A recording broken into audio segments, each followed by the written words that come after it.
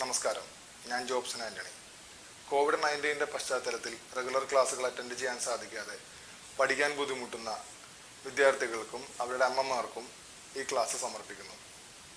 ഇവിടെ നിന്ന് ഡിസ്കസ് ചെയ്യാൻ പോകുന്നത് കേരള സിലബസ് 10ാം ക്ലാസ്സിലെ ഫിസിക്സ് 1ാമത്തെ ചാപ്റ്ററാണ്.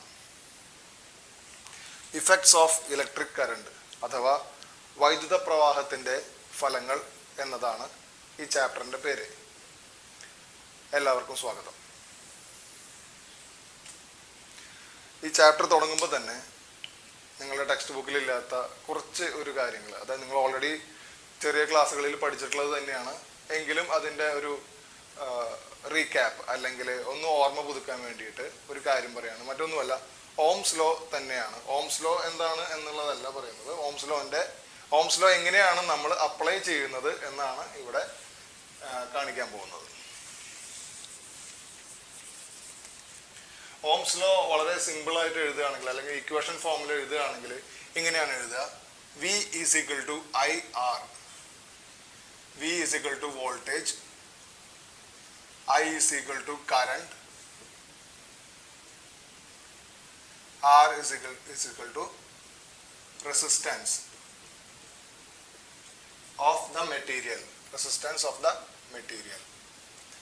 ഇതൊരു സർക്യൂട്ട് ഫോമിൽ വരയ്ക്കുകയാണെങ്കിൽ നമുക്കൊരു വോൾട്ടേജ് സോഴ്സ് ഉണ്ട്, അല്ലെങ്കിൽ വോൾട്ടേജ് സപ്ലൈ V. അതിൻ്റെ 2 ടെർമിനലുണ്ട്. ആ ടെർമിനലിൽ നമ്മളൊരു റെസിസ്റ്റൻസ് എലമെന്റ്, ഒരു അയൺ ബോക്സ് ആണെന്ന് വിചാരിച്ചാൽ മതി, എന്തെങ്കിലും ഒരു ഇലക്ട്രിക് എലമെന്റ്. അതിൻ്റെ എല്ലാ ഇലക്ട്രിക് എലമെന്റ്സിനും റെസിസ്റ്റൻസ് ഉണ്ട് എന്നുള്ളതാണ്. സോ നമുക്കത് റെസിസ്റ്റൻസ് ഇങ്ങനെ റെപ്രസെന്റ് ചെയ്യാം. R. Resistance can B represented as R. ഇപ്പോൾ ഇത് പോസിറ്റീവ് ടെർമിനലും നെഗറ്റീവ് ടെർമിനലുമാണ് ഈ വോൾട്ടേജ് സോഴ്സിന്റെ. വോൾട്ടേജ് സോഴ്സ് എന്ന് പറഞ്ഞാൽ ബാറ്ററി ആണെന്ന് കരുതാം. അപ്പൊ ആ 2 ടെർമിനൽ നമ്മൾ ക്ലോസ് ചെയ്തു. എങ്ങനെ? ഈ റെസിസ്റ്റൻസ് വെച്ച്. അപ്പൊ ഇത് ആക്ച്വലി സംഭവിച്ചിട്ടുള്ളത്, this has become an closed circuit. ഇതൊരു ക്ലോസ്ഡ് സർക്യൂട്ടായി മാറി. ക്ലോസ്ഡ് സർക്യൂട്ട് ആണെങ്കിൽ എന്ത് സംഭവിക്കും? അവിടെ ഒരു കറണ്ട് ഫ്ലോ ചെയ്യും. ഈ ഒരു ഡയറക്ഷനിൽ ഒരു കറണ്ട് ഫ്ലോ ചെയ്യും. എന്തുകൊണ്ടാണ് ആ ഡയറക്ഷൻ? ഇവിടെ പോസിറ്റീവ് ആണ്, ഇവിടെ നെഗറ്റീവ് ആണ്. പോസിറ്റീവ് നിന്ന് നെഗറ്റീവിൽ കറണ്ട് ഒഴുകുന്നു എന്നാണ് നമ്മുടെ അസംഷൻ. സോ ഒരു കറണ്ട് I അവിടെ ഫോം ചെയ്യും എന്നുള്ളതാണ്. സോ ഈ കറണ്ട് I ഇതിനകത്തൂടെ പോകുമ്പോൾ it will go through the resistance R. Rൽ കൂടിയാണ് ആ കറണ്ട് പാസ് ചെയ്യുക, അല്ലേ? അങ്ങനെയാണെങ്കിൽ അക്രോസ് ദീസ് R, ഈ റെസിസ്റ്റൻസിന് അക്രോസ് അല്ലെങ്കിൽ ആ റെസിസ്റ്റൻസിൽ എത്ര വോൾട്ടേജ് ആണ് അത് ചെലവഴിക്കപ്പെടുക, അല്ലെങ്കിൽ എത്ര വോൾട്ടേജ് ആണ് അത് കൺസ്യൂം ചെയ്യുക എന്നുള്ളതാണ് ഓംസ് ലോ ആക്ച്വലി പറഞ്ഞിരിക്കുന്നത്, അല്ലെങ്കിൽ ഓം എന്ന് പറയുന്ന ആള് ആക്ച്വലി പറഞ്ഞിരിക്കുന്നതെന്ന് കരുതാം. V is equal to IR. അതായത് ഇവിടെ വോൾട്ടേജ് സപ്ലൈ തരുന്ന ഈ വോൾട്ടേജ് മുഴുവൻ, ഇവിടെ നമുക്ക് തരുന്ന ഈ വോൾട്ടേജ് മുഴുവൻ എവിടെ തീരും? ഇവിടെ ഡിസിപ്പേറ്റ് ചെയ്യും, ഇവിടെ ചെലവഴിച്ച് തീരും എന്നുള്ളതാണ് ഓംസ് ലോ പറയുന്നത്. ഇനി നമ്മൾ ഇത് പറയാൻ പോകുന്നത്, ഇനി നമ്മൾ നേരെ ചാപ്റ്ററിലേക്ക് കടക്കാൻ പോവാണ്. അതിൽ നമ്മൾ ഇത് ഉപയോഗിക്കുന്നത് എവിടെയാണെന്ന് വിചാരിച്ചാൽ, ഈ റെസിസ്റ്റൻസ് ഒരു മെറ്റൽ റെസിസ്റ്റർ ആണെങ്കിൽ, അല്ലെങ്കിൽ ഒരു മെറ്റൽ ആയിട്ടുള്ള ഒരു ഡിവൈസ്, ഫോർ എക്സാമ്പിൾ നിക്രോം അല്ലെങ്കിൽ ടങ്സ്റ്റൺ വൈദ്യുത ബൾബിന്റെ ഫിലമെന്റിൽ ഉപയോഗിക്കുന്ന ഒരു ഹൈ റെസിസ്റ്റൻസ് കോയിലാണ്. നിക്രോം എന്ന് പറയുന്ന ഒരു അലോയ് ആണ്. നിക്കൽ, ക്രോമിയം, അയൺ, ഈ 3 ലോഹങ്ങളുടെയും സങ്കരമാണ് നിക്രോം. അത് ഉപയോഗിക്കുന്നത് ഇലക്ട്രിക് കെറ്റിലും അയൺ ബോക്സിലൊക്കെയാണ്. So if this resistance is that kind of an element, അതുപോലെയുള്ള ഒരു എലമെന്റ് ആണ് ഈ റെസിസ്റ്റൻസ്, അല്ലെങ്കിൽ മെറ്റൽ ആണ് ഇവിടെ വെച്ചിരിക്കുന്നതെങ്കിൽ, ലൈക്ക് കോപ്പർ, അയൺ, അലുമിനിയം, അങ്ങനെയുള്ള എന്തെങ്കിലും ഒരു സംഭവമാണ് ഇവിടെ വെച്ചിട്ടുള്ളതെങ്കിൽ ഇറ്റ് വിൽ ബിക്കം ഹീറ്റഡ്. ഇത് ചൂടാവും എന്നുള്ളതാണ് നമ്മുടെ ചാപ്റ്ററിലെ ആദ്യത്തെ പാർട്ടിൽ പ്രതിപാദിക്കുന്നത്. സോ എത്ര ഹീറ്റ് അതിനകത്തുനിന്ന് വരും എന്നുള്ളതാണ് നമുക്ക് കാൽക്കുലേറ്റ് ചെയ്യേണ്ടത്. അതാണ് ഏറ്റവും ഇമ്പോർട്ടൻ്റ് ആയിട്ടുള്ളത്. കാരണം അതൊരു ഡെറിവേഷനാണ്, ഡിറൈവ് ചെയ്ത് വരേണ്ടതാണ്, എക്സാമിന് ചോദിക്കാൻ സാധ്യതയുള്ളതാണ്. 10ാം ക്ലാസ്സിൽ മാത്രമല്ല, +2 എഞ്ചിനീയറിംഗിലും അതിൻ്റെ അപ്പുറത്ത് PGക്കും ഒക്കെ ആവശ്യമുള്ള ഒരു ഇക്വേഷനും കൂടിയാണത്. ആ ഇക്വേഷൻ എന്താണെന്നുള്ളത് ഞാൻ ആദ്യമേ പറയാം. Heat energy, heat is equal to I square RT എന്നുള്ളതാണ് ആ equation. H is equal to heat energy, I എന്ന് പറയുന്നത് current flowing through that circuit അല്ലെങ്കിൽ ത്രൂ ദാറ്റ് എലമെന്റ്, R എന്ന് പറയുന്നത് resistance of the element and T is the time. ആ എത്ര സമയം അത് ഫ്ലോ ചെയ്യുന്നു. ഒരു മെറ്റല് അല്ലെങ്കിൽ ഒരു കണ്ടക്ടർ ഹീറ്റ് ആവുന്നത് അതിലൂടെ എത്ര സമയം, കുറച്ച് സമയമാണ് വൈദ്യുതി ഒഴുകണമെന്ന് വെച്ചാൽ കുറച്ച് ഹീറ്റ് ആവുള്ളൂ, ഒരുപാട് സമയം ഒഴുകി കഴിഞ്ഞാൽ ഒരുപാട് ഹീറ്റ് ആവും. ഓക്കെ, സോ ഇതാണ് ആ ഇക്വേഷൻ. ഇത് നമുക്ക് ഡിറൈവ് ചെയ്ത് പ്രൂവ് ചെയ്യണം. ഇത് തന്നെയാണ് ആക്ച്വലി ഹീറ്റ് എനർജിയുടെ യഥാർത്ഥ ഇക്വേഷൻ എന്നുള്ളത് നമുക്ക് പ്രൂവ് ചെയ്യണം എന്നുള്ളതാണ്. നമുക്ക് നേരെ നമ്മുടെ ചാപ്റ്ററിലേക്ക് വരാം. ഈ ചാപ്റ്ററിന് ഉള്ള ഒരു ഇൻട്രൊഡക്ഷൻ ആയിരുന്നു ഇത്. ഇതിൽ നമ്മൾ പറഞ്ഞത് ഇത്രയേ ഉള്ളൂ. ഒരു കണ്ടക്ടറിന് അക്രോസ് നമ്മളൊരു പൊട്ടൻഷ്യൽ ഡിഫറൻസ് കൊടുക്കുകയാണെങ്കിൽ ആ കണ്ടക്ടറിന്റെ റെസിസ്റ്റൻസ് എത്രയാണോ ദാറ്റ് ഇൻറ്റു കറണ്ട്, അതായത് കണ്ടക്ടറിന് R റെസിസ്റ്റൻസ് ഉണ്ടെങ്കിൽ ആ ഒഴുകുന്ന കറണ്ട് ഇതും കൂടി മൾട്ടിപ്ലൈ ചെയ്താൽ കിട്ടുന്ന എന്താണോ അതാണ് സപ്ലൈ വോൾട്ടേജ്. അത്രേ ഉള്ളൂ. സപ്ലൈ വോൾട്ടേജിനും ഇസ് ഈക്വൽ ടു ഈ സപ്ലൈ കൊടുക്കുന്നത് ഇനി ഡിസിപ്പേറ്റ് ചെയ്യാൻ പറ്റുള്ളൂ, തരാത്തത് നമുക്ക് കൊടുക്കാൻ പറ്റില്ല എന്നുള്ളതാണ്. അതൊരു പ്രിൻസിപ്പിളാണ്. അപ്പോൾ ഈ കൊടുക്കുന്ന വോൾട്ടേജ് മാത്രമേ ഇവർ കൺസ്യൂം ചെയ്യുള്ളൂ. ഇത്രയാണ് ഓംസ് ലോ പറയണത്. വളരെ സിമ്പിൾ ആയിട്ട് പറഞ്ഞു കഴിഞ്ഞാൽ ഇത് നമുക്ക് ഇനി ഈ ചാപ്റ്ററിൽ ആവശ്യമുണ്ട്. നമുക്ക് നേരെ ചാപ്റ്ററിലേക്ക് കിടക്കാം.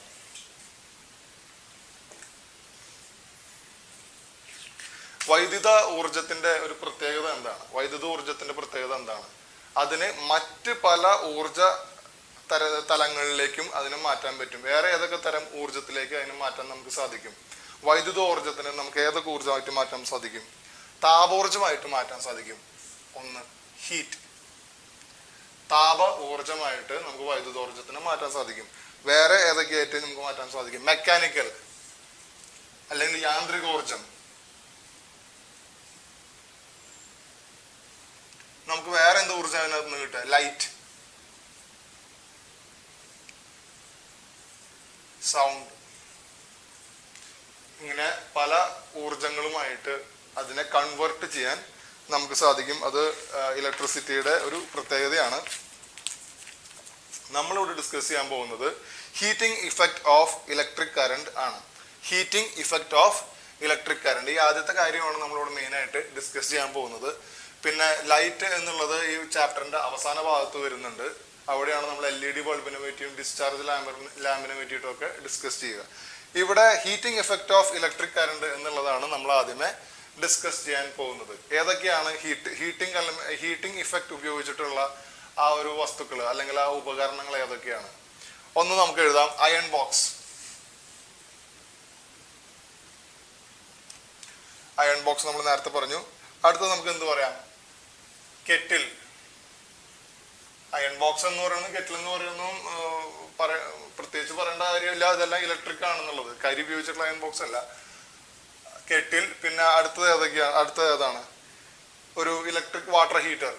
ഇലക്ട്രിക് വാട്ടർ ഹീറ്റർ, ഇതെല്ലാം എക്സാമ്പിൾസ് ആണ്. ഇതിലെല്ലാം നമ്മൾ ഉപയോഗിക്കുന്നത് നേരത്തെ പറഞ്ഞ ഓംസ് ലോ പ്രകാരമുള്ള അല്ലെങ്കിൽ ഓംസ് ലോയിൽ ഉപയോഗിച്ച റെസിസ്റ്റർ, അത് ആ ഒരു ടൈപ്പ് ഹീറ്റിംഗ് ആണ് ഇതിനകത്ത് ഉപയോഗിക്കുന്നത്. അതിനെ നമ്മൾ വേറെ പേര് പറയുന്നതാണ് കോയിൽ ഹീറ്റിംഗ്.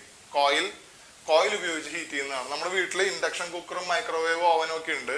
പക്ഷെ അതെല്ലാം വേറൊരു ടൈപ്പ് ഹീറ്റിംഗ് പ്രിൻസിപ്പിളാണ് ഉപയോഗിക്കുന്നത്. നമ്മളിവിടെ ഉദ്ദേശിക്കുന്നത്, നമ്മളിവിടെ heating effect of electric current എന്ന് പറഞ്ഞ് നമ്മളിവിടെ ഈ ചാപ്റ്ററിൽ ഡിസ്കസ് ചെയ്യാൻ പോകുന്നത് കോയിൽ ഹീറ്റിംഗ് ആണ്. Coil heating. കോയിൽ ഹീറ്റിംഗ് എന്ന് പറഞ്ഞാൽ ഇത്രേ ഉള്ളൂ. ഒരു കണ്ടക്ടറിനകത്ത് കൂടെ റെസിസ്റ്റൻസ് ഉള്ള ഹൈ റെസിസ്റ്റൻസ് ഉള്ള കണ്ടക്ടർ, അതിനകത്ത് കൂടെ നമ്മൾ കറണ്ട് കടത്തി വിടുന്നു, തന്മൂലം അത് ചൂടാവുന്നു. ഒരു കണ്ടക്ടറിനകത്ത് കൂടെ റെസിസ്റ്റൻസ് ഉള്ള കണ്ടക്ടറിനകത്ത് കൂടെ നമ്മൾ ഒരു കറണ്ട് കടത്തി വിടുന്നു. കറണ്ട് വെറുതെ നമുക്ക് സൃഷ്ടിക്കാൻ സാധിക്കില്ല. കറണ്ട് വരണമെങ്കിൽ എന്ത് വേണം? ആദ്യമേ അവിടെ ഒരു ക്ലോസ്ഡ് സർക്യൂട്ട് ആയിരിക്കണം, പ്ലസ് അവിടെ ഒരു പൊട്ടൻഷ്യൽ ഡിഫറൻസ് വേണം. ഇത് അണ്ടർസ്റ്റുഡ് ആണ്. ഇത് കൊടുത്തു കഴിഞ്ഞാൽ നമുക്ക് കറണ്ട് ഫ്ലോ ചെയ്യും. ആ കറണ്ട് ഫ്ലോ ചെയ്താൽ റെസിസ്റ്റൻസ് ഉള്ള എലമെന്റ് ആണെങ്കിൽ, റെസിസ്റ്റൻസ് ഉള്ള എലമെന്റ് അല്ലെങ്കിൽ അവിടെ ഹീറ്റ് ഫോം ചെയ്യില്ല. റെസിസ്റ്റൻസ് ഉള്ള എലമെന്റ് ആണെങ്കിൽ അത് ചൂടാവും. അപ്പൊ ഇവിടെ ഉണ്ടാകുന്ന വോൾട്ടേജ് ഡ്രോപ്പ് എത്രയാണ്? അതാണ് ഞാൻ നേരത്തെ പറഞ്ഞ, ഞാൻ റിപ്പീറ്റ് ചെയ്ത് പറയുന്നത് കൊണ്ട് ബോറടിക്കേണ്ട കാര്യമില്ല, കാരണം അത് മനസ്സിൽ പതിയാൻ വേണ്ടിയിട്ടാണ് അങ്ങനെ പറയുന്നത്. V is equal to IR എന്നുള്ളതാണ്. ഇനി നമുക്ക് റെസിസ്റ്റൻസ് അറിയാം, നമ്മൾ കൊടുക്കുന്ന വോൾട്ടേജും നമുക്കറിയാം. അങ്ങനെയാണെങ്കിൽ കറണ്ട് എത്രയാണെന്ന് എങ്ങനെ കണ്ടുപിടിക്കും? ഈ ഇക്വേഷനിൽ നിന്ന് തന്നെ കണ്ടുപിടിക്കാമല്ലോ. V is equal to IR ആണെങ്കിൽ V by R is equal to I ആണ്. കാരണം ഈ R താഴേക്ക് വരുന്നു, അപ്പോൾ ഇവിടെ I മാത്രമേ ഉള്ളൂ. അപ്പൊ അങ്ങനെ നമുക്ക് കറണ്ടും കണ്ടുപിടിക്കാം. ഇനി ഇഫ് ഇൻ ദ കേസ്, നമ്മുടെ ബുക്കിൽ ഇല്ലാത്തതാണ്, പക്ഷെ ഞാനൊരു സെനാരിയോ പറയാണ്, ഒരു കേസ് പറയാണ്. ഇവിടെ റെസിസ്റ്റൻസ് ഇല്ലാത്ത ഒരു വയറാണ് നമ്മൾ കണക്ട് ചെയ്തിരിക്കണമെങ്കിൽ എന്ത് സംഭവിക്കും? റെസിസ്റ്റൻസ് ഇല്ലാത്ത ഒരു വയറാണ്. ഇപ്പം നമ്മുടെ ബുക്കിൽ, ടെക്സ്റ്റ് ബുക്കിൽ പറഞ്ഞിട്ടുള്ള കുറച്ച് കാര്യങ്ങൾ, ആക്ടിവിറ്റീസ് എല്ലാം പറഞ്ഞിട്ടുണ്ട്. നിങ്ങളെടുത്ത് ഒരു 6 വോൾട്ട് വോൾട്ടേജ് സോഴ്സ് എടുക്കൂ, എന്നിട്ട് അത് റെസിസ്റ്ററിലേക്ക് കണക്ട് ചെയ്യൂ എന്നുള്ള കാര്യങ്ങളെല്ലാം ഉണ്ട്. അപ്പൊ അത് അതുപോലെ ചെയ്യുകയാണെങ്കിൽ കുഴപ്പമൊന്നുമില്ല. പകരം ഈ 6 വോൾട്ടിന് പകരം നിങ്ങളുടെ വീട്ടിലെ പ്ലഗ് പോയിന്റിൽ കൊണ്ടുപോയിട്ട് കുത്തി കഴിഞ്ഞാൽ അത് 6 വോൾട്ട് അല്ലാതെ 230 വോൾട്ട് ആണ്. എന്ന് മാത്രമല്ല അത് ഹൈലി ഡേഞ്ചറസ് ആണ്, മരണം വരെ സംഭവിക്കുക. അതുകൊണ്ട് വീട്ടിലുള്ള പ്ലഗ് പോയിന്റിലൊന്നും ആരും പരീക്ഷണം നടത്തണ്ട. പരീക്ഷണയെ നടത്തിയില്ലെങ്കിലും ഒരു കുഴപ്പമില്ല. ഇതെല്ലാം പരീക്ഷണം ചെയ്യേണ്ടതെല്ലാം ലാബിലാണ്. നിങ്ങൾക്ക് സ്കൂൾ തുറന്ന് ലാബിൽ പോയി, ലാബിലെ ഒരു അറ്റൻഡർ ഉണ്ടായിരിക്കും, അല്ലെങ്കിൽ ലാബിൽ അസിസ്റ്റന്റ് ഉണ്ടായിരിക്കും, അല്ലെങ്കിൽ ടീച്ചേഴ്സ് ഉണ്ടായിരിക്കും. അവരുടെ ഒരു പ്രസൻസിലാണ് നിങ്ങൾ ഇതൊക്കെ ചെയ്യാൻ പാടുള്ളൂ, ഈ ബുക്കിൽ പറയുന്ന ആക്ടിവിറ്റീസ് എല്ലാം. ഓക്കെ, എനിവേ, അപ്പോൾ ഈ I എന്ന് പറയുന്ന സംഗതി എന്ന് പറയുന്നത് കണ്ടുപിടിക്കാൻ V by R എത്രയാണെന്ന് ചെയ്താൽ മതി. ഫോർ എക്സാമ്പിൾ 6 വോൾട്ട് നിങ്ങൾ സപ്ലൈ കൊടുക്കുന്നുണ്ട്, റെസിസ്റ്റൻസ് എന്ന് പറയുന്നത് 2 ohms ആണെങ്കിൽ കറണ്ട് എത്രയായിരിക്കും? 6/2 3 ആംപിയർ ആയിരിക്കും. 3 ആംപിയർ ആയിരിക്കും. സോ അങ്ങനെ നമുക്ക് കറണ്ട് കണ്ടുപിടിക്കാം. ഇനി നമ്മൾ നേരത്തെ പറഞ്ഞു ഇവിടെ റെസിസ്റ്റൻസ് 0 ആണെങ്കിൽ എന്ത് സംഭവിക്കും? റെസിസ്റ്റൻസ് 0 ആണെങ്കിൽ we can draw it like this. അങ്ങനെയാണെങ്കിൽ I എത്രയായിരിക്കും? നിങ്ങൾക്ക് കാൽക്കുലേറ്റ് ചെയ്ത് നോക്കാവുന്നതാണ്. 6 volt divide by 0 ohms, that is equal to infinity. Anything divided by 0 is equal to infinity. Infinity എന്ന് പറഞ്ഞാൽ അതിന് അറ്റമില്ല, വളരെ ബിഗ് എമൗണ്ട് കറണ്ട് അതിനകത്ത് കൂടെ ഫ്ലോ ചെയ്യും. അങ്ങനെ കറണ്ട്, വലിയൊരു എമൗണ്ട് കറണ്ട് ഫ്ലോ ചെയ്താൽ എന്ന് സംഭവിക്കുക? ആ ഒരു ലൈനിൽ എന്തെങ്കിലും ഒരു എക്യുപ്മെന്റ് ഉണ്ടായിരുന്നെങ്കിൽ ആ എലമെന്റ് എന്ത് സംഭവിക്കും? വലിയൊരു കറണ്ട് ഒഴുകി കഴിഞ്ഞാൽ നിങ്ങളുടെ വീട്ടിലെ TV-യിൽ ഇടി വെട്ടുമ്പോൾ സംഭവിക്കുന്ന അതേ കാര്യം തന്നെ. അതായത് വലിയൊരു കറണ്ട് ഒരു ഡിവൈസിനകത്തോടെ ഒഴുകി കഴിഞ്ഞാൽ, അല്ലെങ്കിൽ ഒരു സർക്യൂട്ടിലൂടെ ഒഴുകി കഴിഞ്ഞാൽ ആ സർക്യൂട്ട് കത്തിപ്പോകും എന്നുള്ളതാണ്. ആ സിനാരിയോനെയാണ് നമ്മൾ എന്തെന്ന് പറയാ? ഷോർട്ട് സർക്യൂട്ട് എന്ന് പറയാം. അപ്പൊ ഷോർട്ട് സർക്യൂട്ടിൽ ഒരു വലിയ കറണ്ട് ഒഴുകാനുള്ള സാധ്യത എന്ന് പറയുന്നത് ഇതാണ്. 0 ohm വരുന്നു, അല്ലെങ്കിൽ ഒരു ലോഡ് കണക്ട് ചെയ്തിട്ടില്ല. നമ്മൾ കണക്ട് ചെയ്യുന്ന TV ആയാലും, മിക്സി ആയാലും, വാഷിംഗ് മെഷീൻ ആയാലും, എന്തായാലും ഇതെല്ലാം നമുക്ക് എങ്ങനെ ലോഡാണ്. ഈ ലോഡ് അല്ലാണ്ട് നമ്മൾ ഡയറക്റ്റ് 2 ഫേസ് ന്യൂട്രലും അല്ലെങ്കിൽ പോസിറ്റീവ് നെഗറ്റീവും കൂടി കൂട്ടിമുട്ടിച്ചാൽ അവിടെ സംഭവിക്കുന്ന കാര്യമാണ് ഷോർട്ട് സർക്യൂട്ട്. അത് ബാറ്ററിയിൽ സംഭവിക്കുകയാണെങ്കിൽ ബാറ്ററി ഡാമേജ് വരും. നമ്മുടെ വീട്ടിൽ അങ്ങനെ ഷോർട്ട് സർക്യൂട്ട് വരികയാണെങ്കിൽ ഫ്യൂസ് ഉണ്ടെങ്കിൽ ഫ്യൂസ് പോവും, ഇല്ലെങ്കിൽ വീട് മൊത്തം കത്തും എന്നുള്ളതാണ്. അപ്പോൾ സോ ഡോണ്ട് ഡു ഇറ്റ്. അപ്പോൾ അതാണ് ഈ ഷോർട്ട് സർക്യൂട്ടിന്റെ ഒരു പ്രിൻസിപ്പിൾ എന്ന് പറയുന്നത്. എനിവേ, 0 ohm റെസിസ്റ്റൻസ് ഉള്ള ഒരു വയറും ഇല്ല. ഇപ്പൊ നിങ്ങളിപ്പോ ഈ വയർ ഇതുപോലെ കണക്ട് ചെയ്യുകയാണെങ്കിൽ, ലോഡില്ലാണ്ട് കണക്ട് ചെയ്താൽ പോലും ആ വയറിന് ഒരു റെസിസ്റ്റൻസ് ഉണ്ട് എന്നുള്ളതാണ്. വയറിന് റെസിസ്റ്റൻസ് 0 എന്ന് പറയുന്നത് ഹൈപ്പോത്തറ്റിക്കൽ ആണ്, ഐഡിയൽ സിറ്റുവേഷൻ ആണ്. അങ്ങനെ ഒരു സിറ്റുവേഷൻ ഇല്ല. നിങ്ങൾ കോപ്പർ ഉപയോഗിച്ചാലും, സ്വർണ്ണം ഉപയോഗിച്ചാലും, പ്ലാറ്റിനം ഉപയോഗിച്ചാലും, ഇപ്പൊ കോപ്പർ, പ്ലാറ്റിനം, സ്വർണം, ഗോൾഡ്, ഇതെല്ലാമാണ് ഏറ്റവും കുറവ് റെസിസ്റ്റൻസ് ഉള്ളത്. അല്ല, ഏറ്റവും ഒട്ടും റെസിസ്റ്റൻസ് അല്ലെങ്കിൽ ഏറ്റവും കുറവ് റെസിസ്റ്റൻസ് ഉള്ള പ്ലാറ്റിനം ആണ്. അപ്പൊ ഇതെല്ലാം ഉപയോഗിച്ചാലും അതിനെല്ലാം കുറച്ച് എമൗണ്ട് റെസിസ്റ്റൻസ് ഉണ്ട്. അപ്പൊ ഹൈ കറണ്ട് ഫ്ലോ ചെയ്യും എന്നുള്ളൂ. ഇൻഫിനിറ്റി കറണ്ട് അല്ല വരിക, വളരെ ഹൈ കറണ്ട്. അതിന് നമ്മൾ ഇൻഫിനിറ്റി നമുക്ക് വേണമെങ്കിൽ റെപ്രസെന്റ് ചെയ്യാം. എനിവേ,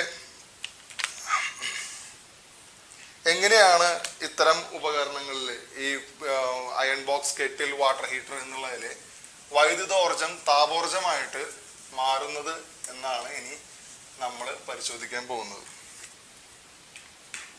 അപ്പൊ അതിന് ടെക്സ്റ്റ് ബുക്കിൽ പറയുന്നത് ഒരു എക്സ്പെരിമെന്റ് ആണ്. സോ എക്സ്പെരിമെന്റ് നിങ്ങൾക്ക് താല്പര്യം ഉണ്ടെങ്കിൽ നിങ്ങൾക്ക് ഏതെങ്കിലും ഒരു എക്സ്പീരിയൻസ് ആയിട്ടുള്ള ഒരാളുടെ സാന്നിധ്യത്തിൽ ചെയ്തു നോക്കാം. പിന്നെ ഇവിടെ പറയുന്നത് 6 വോൾട്ട് ബാറ്ററി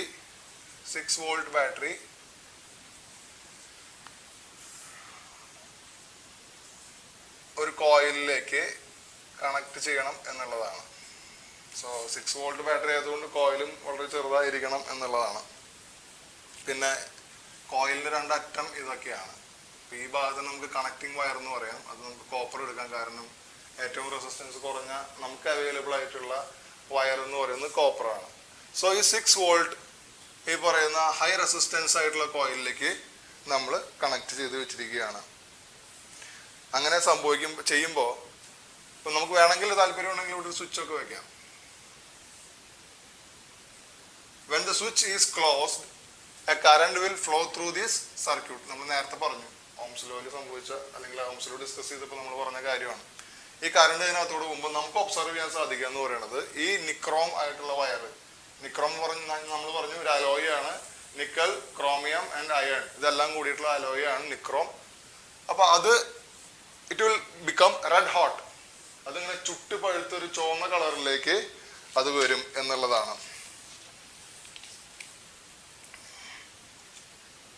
സോ എന്തുകൊണ്ടാണ് അത് ചുട്ടുപഴുത്ത് ചൂട് കളറിലേക്ക് വന്നത് എന്നുള്ളതാണ് നമ്മൾ ഇനി ഇവിടെ ഡിസ്കസ് ചെയ്യാൻ പോകുന്നത്. വളരെ ബേസിക് ആയിട്ട് പറഞ്ഞു കഴിഞ്ഞാൽ കറണ്ട് ഫ്ലോ ചെയ്യാൻ ക്ലോസ്ഡ് സർക്യൂട്ട് ആണെങ്കിൽ കറണ്ട് ഫ്ലോ ചെയ്തിരിക്കും.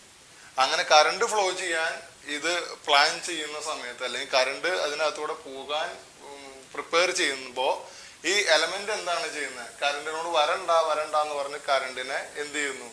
ഒപ്പോസ് ചെയ്യാണ് ചെയ്യുന്നത്. അതിനെയാണ്, ആ പ്രോപ്പർട്ടീനെയാണ് റെസിസ്റ്റൻസ് ഓഫ് എ മെറ്റീരിയൽ എന്ന് പറയുന്നത്. കറണ്ട് ഫ്ലോ ചെയ്യാൻ അത് സമ്മതിക്കില്ല. അപ്പൊ കറണ്ടിനെ എക്സ്ട്രാ പുഷ് ചെയ്തുകൊണ്ടിരിക്കുകയാണ്. സുഗമമായി ഒഴുകാനുള്ള ഒരു പാത്തിനകത്ത് വന്ന് കറണ്ടിനെ തടസ്സം നിൽക്കുകയാണ്. So current will do extra work. ആ എക്സ്ട്രാ വർക്കിലെ ഈ പറയുന്ന ഇതിനകത്തുള്ള ഇലക്ട്രോൺസ്, എന്താണ് ഇലക്ട്രിസിറ്റി എന്ന് പറയുന്നത്? ഇലക്ട്രോൺസിന്റെ ഫ്രീ ഇലക്ട്രോൺസ് എല്ലാ മെറ്റലിനും ഉണ്ട് ഫ്രീ ഇലക്ട്രോൺസ്. അപ്പൊ ആ ഫ്രീ ഇലക്ട്രോൺസിന്റെ ഫ്ലോ ആണ് ഇലക്ട്രിസിറ്റി അല്ലെങ്കിൽ ഇലക്ട്രിക് കറണ്ട്. ഫ്ലോനെ നമ്മൾ പറയുന്ന വേറൊരു ഇംഗ്ലീഷ് വാക്കാണ് കറണ്ട് എന്നുള്ളത്. ഇപ്പൊ നദി ഒഴുകുകയാണെങ്കിൽ, കാറ്റ് ഒഴുകുകയാണെങ്കിൽ അതിനെല്ലാം കറണ്ട് എന്ന് പറയാം. അപ്പൊ ഇലക്ട്രോൺസിന്റെ ഈ ഫ്ലോനെ ഇത് ഒപ്പോസ് ചെയ്യുമ്പോൾ ഇത് എക്സ്ട്രാ വർക്ക് ചെയ്യാണ്. എക്സ്ട്രാ വർക്ക് ചെയ്ത് ഈ കറണ്ട് ഇതിനകത്തോടെ അല്ലെങ്കിൽ ഫ്രീ ഇലക്ട്രോൺസ് ഇതിനകത്ത് ഒഴുകുമ്പോൾ ഈ ഒപ്പോസ് നിൽക്കുന്ന ഈ മെറ്റലിനകത്തുള്ള ഇലക്ട്രോൺസ് വൈബ്രേറ്റ് ചെയ്യും. ഇത് വൈബ്രേറ്റ് ചെയ്ത് കഴിഞ്ഞ് അതിനെ പൂർവ്വസ്ഥിതിയിലേക്ക് വരാൻ വേണ്ടിയിട്ടുള്ള സമയത്ത് അല്ലെങ്കിൽ പൂർവ്വസ്ഥിതിയിലേക്ക് വരുമ്പോൾ അതിന് ഈ കറണ്ട് ഇവിടുന്ന് വന്നിട്ടുള്ള ഈ ഇലക്ട്രോൺസിന്റെ ഈ പുഷ്, ഈ ഡയറക്ഷനിലുള്ള ഈ പുഷ് അല്ലെങ്കിൽ അതിന്റെ കിട്ടിയിട്ടുള്ള എക്സ്ട്രാ എനർജി അത് പുറത്തേക്ക് റേഡിയേറ്റ് ചെയ്ത് കളയും അല്ലെങ്കിൽ വികിരണം ചെയ്ത് കളയും മലയാളത്തിൽ പറയുകയാണെങ്കിൽ. സോ അതുകൊണ്ടാണ് ആ പുറത്തേക്ക് വരുന്ന എനർജിയാണ് എന്ത്? ഹീറ്റ് എനർജി എന്ന് പറയുന്നത്. ഹീറ്റ് ആയിട്ടും വരും, ലൈറ്റ് ആയിട്ടും വരും. അങ്ങനെയാണ് ചൂടും പിന്നെ അതിന് റെഡ് ഹോട്ട് എന്ന് പറയുന്ന ചുവന്ന ഒരു കളറും ഈ പറയുന്ന നിക്രോം വയറിന് വരുന്നത്. ഇനി നമുക്ക് വേണ്ടത് ഇത് എത്രയാണ്, ഈ എനർജി എത്രയാണ് എന്നുള്ളത് കണ്ടുപിടിക്കുകയാണ് വേണ്ടത്. നിക്രോം വയറിന്റെ പ്രത്യേകത എന്താണെന്ന് ചോദിച്ചാൽ, മറ്റ് കണ്ടക്ടേഴ്സിനെ വെച്ച് നിക്രോം വയറിന്റെ പ്രത്യേകത എന്ന് പറഞ്ഞാൽ എന്താണ്? ഹൈ റെസിസ്റ്റിവിറ്റി ആണ്.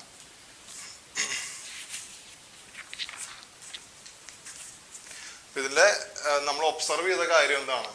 നമ്മൾ എന്താണ് ഈ ഒരു എക്സ്പെരിമെന്റ് നമ്മൾ ഒബ്സർവ് ചെയ്തത്? When electricity passes through a high resistance wire, it will become heated. അത് കാര്യം നമുക്ക് മനസ്സിലായി. ഒരു ഹൈ റെസിസ്റ്റൻസ് വയറിനകത്തോടെ ഇലക്ട്രിസിറ്റി അല്ലെങ്കിൽ വൈദ്യുതി പാസ് ചെയ്താൽ അല്ലെങ്കിൽ കടന്നു പോയാൽ ആ high resistance wire will become അല്ലെങ്കിൽ അത് എന്തായിട്ട് മാറും?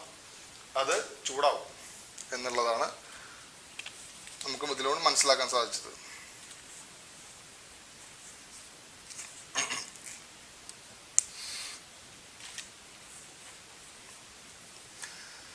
ഇനി ഹീറ്റ് എനർജി എന്നുള്ളത് നമ്മൾ മുൻ ക്ലാസ്സുകളിൽ പഠിച്ചിട്ടുള്ള ഒരു കാര്യമാണ്. Law of conservation of energy എന്ന് പറയുന്നത്. അതായത് ഇത്രേ പറയണുള്ളൂ, energy law of conservation of energy എന്ന് പറയുന്ന ആ ലോ അല്ലെങ്കിൽ ആ നിയമത്തിൽ ഇത്രേ പറയണുള്ളൂ, energy can neither be created nor be destroyed. Energy എന്ന് പറയുന്നത് സൃഷ്ടിക്കാനും സാധിക്കില്ല, നശിപ്പിക്കാനും സാധിക്കില്ല. അതിനെ ഒരു ഫോമിൽ നിന്ന് മറ്റൊരു ഫോമിലേക്ക് കൺവേർട്ട് ചെയ്യാൻ മാത്രമേ സാധിക്കുള്ളൂ എന്നുള്ളതാണ്. എനർജി എന്ന് പറയുന്നത് ഓൾറെഡി ലോകത്തുള്ള ഒരു സംഭവമാണ്. അതിനെ നിങ്ങൾക്ക് നശിപ്പിച്ച് കളയാൻ പറ്റില്ല, ഇനി പുതുതായിട്ട് നമുക്കൊരു എനർജി സൃഷ്ടിക്കാനും സാധിക്കില്ല. It can be converted only from one form of energy to another form of energy. അതിലേക്ക് മാത്രം കൺവേർട്ട് ചെയ്യുക എന്നുള്ളത് മാത്രമാണ് നമുക്ക് ചെയ്യാൻ പറ്റുന്ന ഒരു കാര്യം എന്നുള്ളതാണ്. അപ്പൊ അതിനെ നമ്മൾ ഇവിടെ കൊടുക്കുന്ന ഇലക്ട്രിക് എനർജി, അതിനെ നമുക്ക് എന്ത് ചെയ്യാൻ സാധിക്കും? അതിനെ ഹീറ്റ് എനർജി ആക്കി നമുക്ക് കൺവേർട്ട് ചെയ്യാൻ സാധിക്കും. അപ്പോ ശരിക്കുമുള്ള സിറ്റുവേഷനിൽ ഈ ഹീറ്റ് എനർജി എത്രയാണ് അവിടെ കിട്ടിയത് എന്നറിയാൻ നമ്മൾ കൊടുത്ത ഇലക്ട്രിക് എനർജി എത്രയാണ് എന്ന് അറിഞ്ഞാൽ പോരെ? അങ്ങനെ മതിയല്ലോ. ഇപ്പൊ ഇവിടെ നമ്മൾ കൊടുത്ത എനർജി ഇലക്ട്രിക് എനർജിയാണ്. ഈ എനർജി ഏതൊക്കെയായിട്ടാണ് മാറിയത്? ഹീറ്റ് എനർജി ആയിട്ട് മാറി. മുഴുവൻ എനർജിയും ഹീറ്റ് എനർജി ആയിട്ട് മാറിയോ? മുഴുവൻ എനർജിയും ഹീറ്റ് എനർജി ആയിട്ട് മാറിയിട്ടില്ല എന്നുള്ളതാണ്. കുറച്ച് ഒരു പൊടിക്ക് ലൈറ്റ് ആയിട്ട് മാറിയിട്ടുണ്ട്. അതായത് ഇവിടെ നമുക്ക് ചൂടും കിട്ടി, അത് റെഡ് ഹോട്ട് ആയപ്പോൾ അതിനകത്ത് നിന്ന് ലൈറ്റും കിട്ടി. അധികം കിട്ടില്ലെങ്കിലും ലൈറ്റ് ആയിട്ട് മാറി. അപ്പോൾ ഇലക്ട്രിക് എനർജി മുഴുവൻ ഹീറ്റ് എനർജി ആയോ? ഇല്ല എന്നുള്ളതാണ് സത്യം.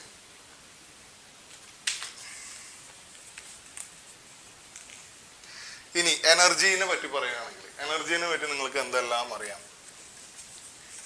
എനർജി എന്ന് പറഞ്ഞാൽ എബിലിറ്റി ടു ഡു വർക്ക് എന്നാണ്. അതായത് പ്രവൃത്തി ചെയ്യാനുള്ള കഴിവിനെയാണ് എനർജി എന്ന് പറയുന്നത്. പവർ എന്ന് പറഞ്ഞാൽ എന്താണ്? പവർ എന്ന് പറഞ്ഞാൽ എന്താണ്? Energy divide by unit time is equal to power. എനർജിയുടെ യൂണിറ്റ് എന്ന് പറയുന്നത് രണ്ട് ടൈപ്പ് യൂണിറ്റ് നമുക്ക് പറയാം. എനർജിയുടെ യൂണിറ്റ് ആണ് ജൂൾ. എനർജിയുടെ യൂണിറ്റ് ആണ് ജൂൾ. പവറിന്റെ യൂണിറ്റ് എന്താണ്? വാട്ട്.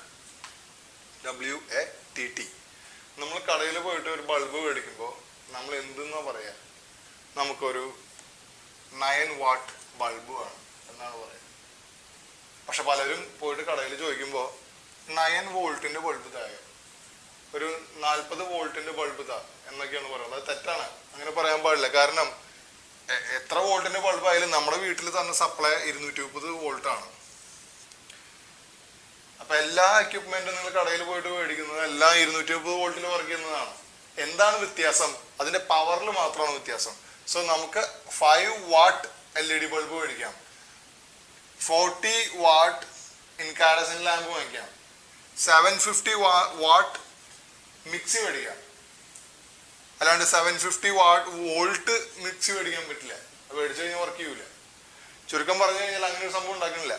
ഞാൻ പറഞ്ഞത് നമ്മൾ മേടിക്കുന്നതെല്ലാം പവറിന്റെ അടിസ്ഥാനത്തിലാണ്. 40 വാട്ട് ബൾബുണ്ട്, 5 വാട്ട് ബൾബുണ്ട്, 0 വാട്ട് ബൾബുണ്ട്. പക്ഷെ ഒരിക്കലും നമ്മൾ 40 വോൾട്ട് ബൾബ് എന്ന് പറയരുത്. അത് അറ്റ്ലീസ്റ്റ് ഈ ക്ലാസ്സിലിരിക്കുന്നവരെങ്കിലും പറയരുത്. കാരണം നമ്മുടെ വീട്ടിലുള്ള സപ്ലൈ 230 വോൾട്ട് ആണ്. So there is nothing like 40 volt bulb, 5 volt bulb, 9 volt bulb ഒന്നും ഇല്ല. അങ്ങനെ ഒരു ബൾബ് ഇല്ല, നമ്മുടെ കടകളിൽ അവൈലബിൾ അല്ല. വേണമെങ്കിൽ ഉണ്ടാക്കാം. ഓക്കെ. സോ പവറിന്റെ യൂണിറ്റ് വാട്ടാണ്. നമ്മളൊരു എക്യുപ്മെന്റ് വാങ്ങുമ്പോൾ നമ്മൾ നോക്കി വാങ്ങാന്ന് പറഞ്ഞ ഒന്ന് അതിന്റെ വിലയാണ്, രണ്ട് അതിന്റെ പവറാണ്. ഇത് രണ്ടും ഓർത്തു വെക്കുക. എനർജിയുടെ യൂണിറ്റ് ജൂളാണ്, പവറിന്റെ യൂണിറ്റ് വാട്ടാണ്. എനർജിയും പവറും തമ്മിലുള്ള ബന്ധം എന്ന് പറയുന്നത് എനർജി ഇൻ യൂണിറ്റ് ടൈം ആണ് പവർ. എനിക്ക് വളരെയധികം എനർജി ഉണ്ട്, പക്ഷെ ഞാൻ ഒരു കാര്യം ചെയ്യാൻ ഒരുപാട് സമയം എടുക്കണു എന്ന് പറഞ്ഞാൽ എനിക്ക് എനർജി ഉണ്ടെന്ന് തന്നെയാണ് അതിന്റെ മീനിങ്. പക്ഷെ പവർ ഇല്ല. എനിക്ക് എനർജി ഉണ്ട്, പക്ഷെ അറ്റ് ദ സെയിം ടൈം അതിനോടൊപ്പം തന്നെ എനിക്ക് ഒരു കാര്യം ചെയ്യാൻ വളരെ കുറച്ച് സമയം മതി എന്നാണെങ്കിൽ എനിക്ക് നല്ല പവർ ഉണ്ട് എന്നാണ് അതിന്റെ അർത്ഥം. ഓക്കെ. സോ എന്താണ് ഒരു ജൂൾ, 1 ജൂൾ എന്ന് പറഞ്ഞാൽ എന്താണ്? സോ എന്താണ് 1 ജൂൾ എന്ന് പറയുന്നത് കൊണ്ട് ഉദ്ദേശിക്കുന്നത്? 1 ജൂൾ എന്ന് പറഞ്ഞാൽ, അല്ലെങ്കിൽ ജൂൾ എന്ന് പറയുന്നത് എന്താണ്? യൂണിറ്റ് ഓഫ് എനർജിയാണ്. നമുക്ക് ഇവിടെ കണ്ടുപിടിക്കേണ്ടത് ഹീറ്റ് എനർജി എത്രയാണ് ഇലക്ട്രിസിറ്റി പാസ് ചെയ്യുമ്പോൾ ഒരു റെസിസ്റ്ററിന് പുറപ്പെടുവിക്കാൻ സാധിക്കുന്ന ഹീറ്റ് എനർജി എത്രയാണ് എന്നുള്ളതാണ്. അല്ലെങ്കിൽ ഒരു റെസിസ്റ്റീവ് എലമെന്റിനെ പുറപ്പെടുവിക്കാൻ അല്ലെങ്കിൽ പ്രൊഡ്യൂസ് ചെയ്യാൻ സാധിക്കുന്ന ഹീറ്റ് എനർജി എത്രയാണ് എന്നുള്ളതാണ് നമ്മളിവിടെ കണ്ടുപിടിക്കാൻ പോകുന്നത്. സോ അതിന് ആദ്യം എനർജി എന്താണെന്ന് അറിയണം.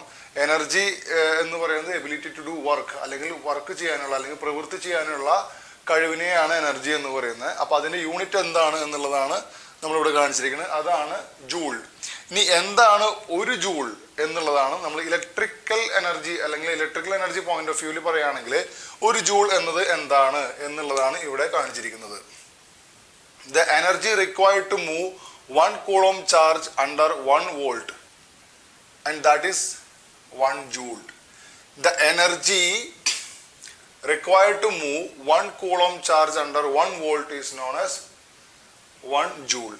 ഇതൊരു കണ്ടക്ടറാണ്. ഇവിടെ ഒരു കൂളോം ചാർജ് ഇരിപ്പുണ്ട്. നമ്മളിവിടെ ഒരു പൊട്ടൻഷ്യൽ ഡിഫറൻസ് അപ്ലൈ ചെയ്യാണ്, പ്ലസ് മൈനസ് അപ്ലൈ ചെയ്യാണ്. സോ അപ്പോൾ ഇങ്ങനെ ഒരു കറണ്ട് ഇത് ഫ്ലോ ചെയ്യാനുള്ള സാധ്യതയുണ്ടല്ലോ, അവിടെ ക്ലോസ്ഡ് സർക്യൂട്ടാണ്. സോ ഇവിടെയുള്ള ഒരു ചാർജിനെ ഒരു പോയിന്റിൽ നിന്ന് മറ്റൊരു പോയിന്റിലേക്ക് മൂവ് ചെയ്യിക്കാനുള്ള കഴിവ് അല്ലെങ്കിൽ ആ മൂവ് ചെയ്യിക്കാനുള്ള എനർജി, അതാണ് 1 ജൂൾ എന്ന് പറയുന്നത്. എപ്പോഴാണത്? 1 വോൾട്ട് പൊട്ടൻഷ്യൽ ഡിഫറൻസ് അപ്ലൈ ചെയ്യുമ്പോൾ 1 വോൾട്ട് പൊട്ടൻഷ്യൽ ഡിഫറൻസ് അപ്ലൈ ചെയ്യുമ്പോൾ 1 കൂളോം ചാർജിനെ ഒരു പോയിന്റിൽ നിന്ന് മറ്റൊരു പോയിന്റിലേക്ക് നീക്കാനുള്ള എനർജി, അതാണ് 1 ജൂൾ എന്ന് പറയുന്നതുകൊണ്ട് ഉദ്ദേശിക്കുന്നത്. സോ എനർജി എന്ന് പറയുന്നത് same as work done. Work done തന്നെയാണ് എനർജി. എനർജി എത്രയാണോ അത്രത്തോളം വർക്ക് നമുക്ക് ചെയ്യാൻ സാധിക്കും. എനർജി എത്ര എനർജി എനിക്കുണ്ട്, എനിക്ക് അത്ര തന്നെ വർക്ക് ചെയ്ത് അവസാനിപ്പിക്കാൻ സാധിക്കും. സോ എനർജി തന്നെയാണ് വർക്ക് ഡൺ, പ്രവൃത്തി. And that is equal to 1 coulomb charge into 1 volt and that is known as 1 joule. രണ്ട് തരത്തിൽ പറയാം. ഒന്നുകിൽ 1 കൂളോം ചാർജിനെ 1 വോൾട്ട് കൊണ്ട് മൾട്ടിപ്ലൈ ചെയ്ത് കിട്ടുന്ന എന്താണോ 1 ജൂൾ എന്ന് പറയാം. അല്ലെങ്കിൽ നമുക്കത് ഇലാബറേറ്റ് ചെയ്ത് പറയാം. The energy required to move 1 coulomb charge under 1 volt is known as 1 joule. എത്ര ഡിസ്റ്റൻസിലേക്കാണ് നീക്കുന്നത് എന്നൊന്നും പറഞ്ഞിട്ടില്ല. 1 പോയിന്റ് ടു അനദർ പോയിന്റ്, ഇത്ര മാത്രമാണ് അതിൽ. അപ്പോൾ ആ പോയിന്റിന്റെ എത്ര ഡിസ്റ്റൻസിലേക്കാണ് ഈ ചാർജ് നീക്കുന്നത് എന്നുള്ളതിന് അവിടെ യാതൊരു തരത്തിലുള്ള റെലവൻസ് അല്ലെങ്കിൽ പ്രാധാന്യം ഇല്ല. So ability to move the energy required to move 1 coulomb charge under 1 volt is known as 1 joule. നമുക്കത് എങ്ങനെ എഴുതാം? Energy is equal to work done is equal to 1 coulomb charge into 1 volt is known as 1 joule. 1 coulomb charge into 1 volt is known as 1 joule. ഇത് ഓർമ്മയിൽ വെക്കുക.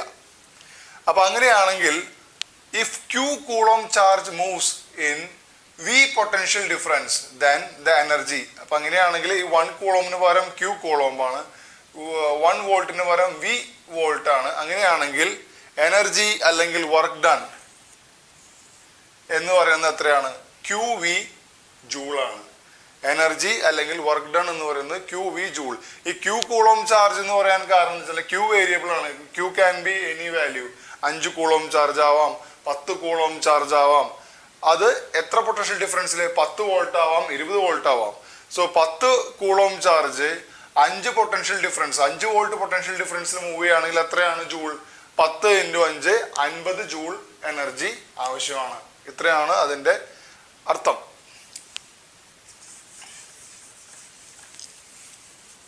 So work അല്ലെങ്കിൽ energy എങ്ങനെയാണ് കണ്ടുപിടിക്കുക? ആദ്യം നമുക്ക് എത്ര ചാർജ് മൂവ് ചെയ്യുന്നു എന്നുള്ളത് കണ്ടുപിടിക്കണം. For example, if Q is equal to 5 coulomb and if voltage difference, potential difference is equal to 10 volt, then work done is equal to 10 into 5 is equal to 50 joule. ഇത്രേ ഉള്ളൂ. So എന്താണ് 1 joule എന്ന് പറയുന്നതുകൊണ്ട് ഉദ്ദേശിക്കുന്നത്? 1 joule എന്ന് പറയുന്നതുകൊണ്ട് എന്താ ഉദ്ദേശിക്കുന്നത്? If 1 coulomb charge moves from one point to another point under 1 volt potential difference, then the energy required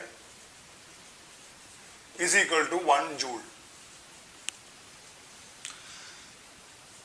If 1 coulomb charge moves from one point to another point under 1 volt potential difference, then the energy required is equal to 1 joule.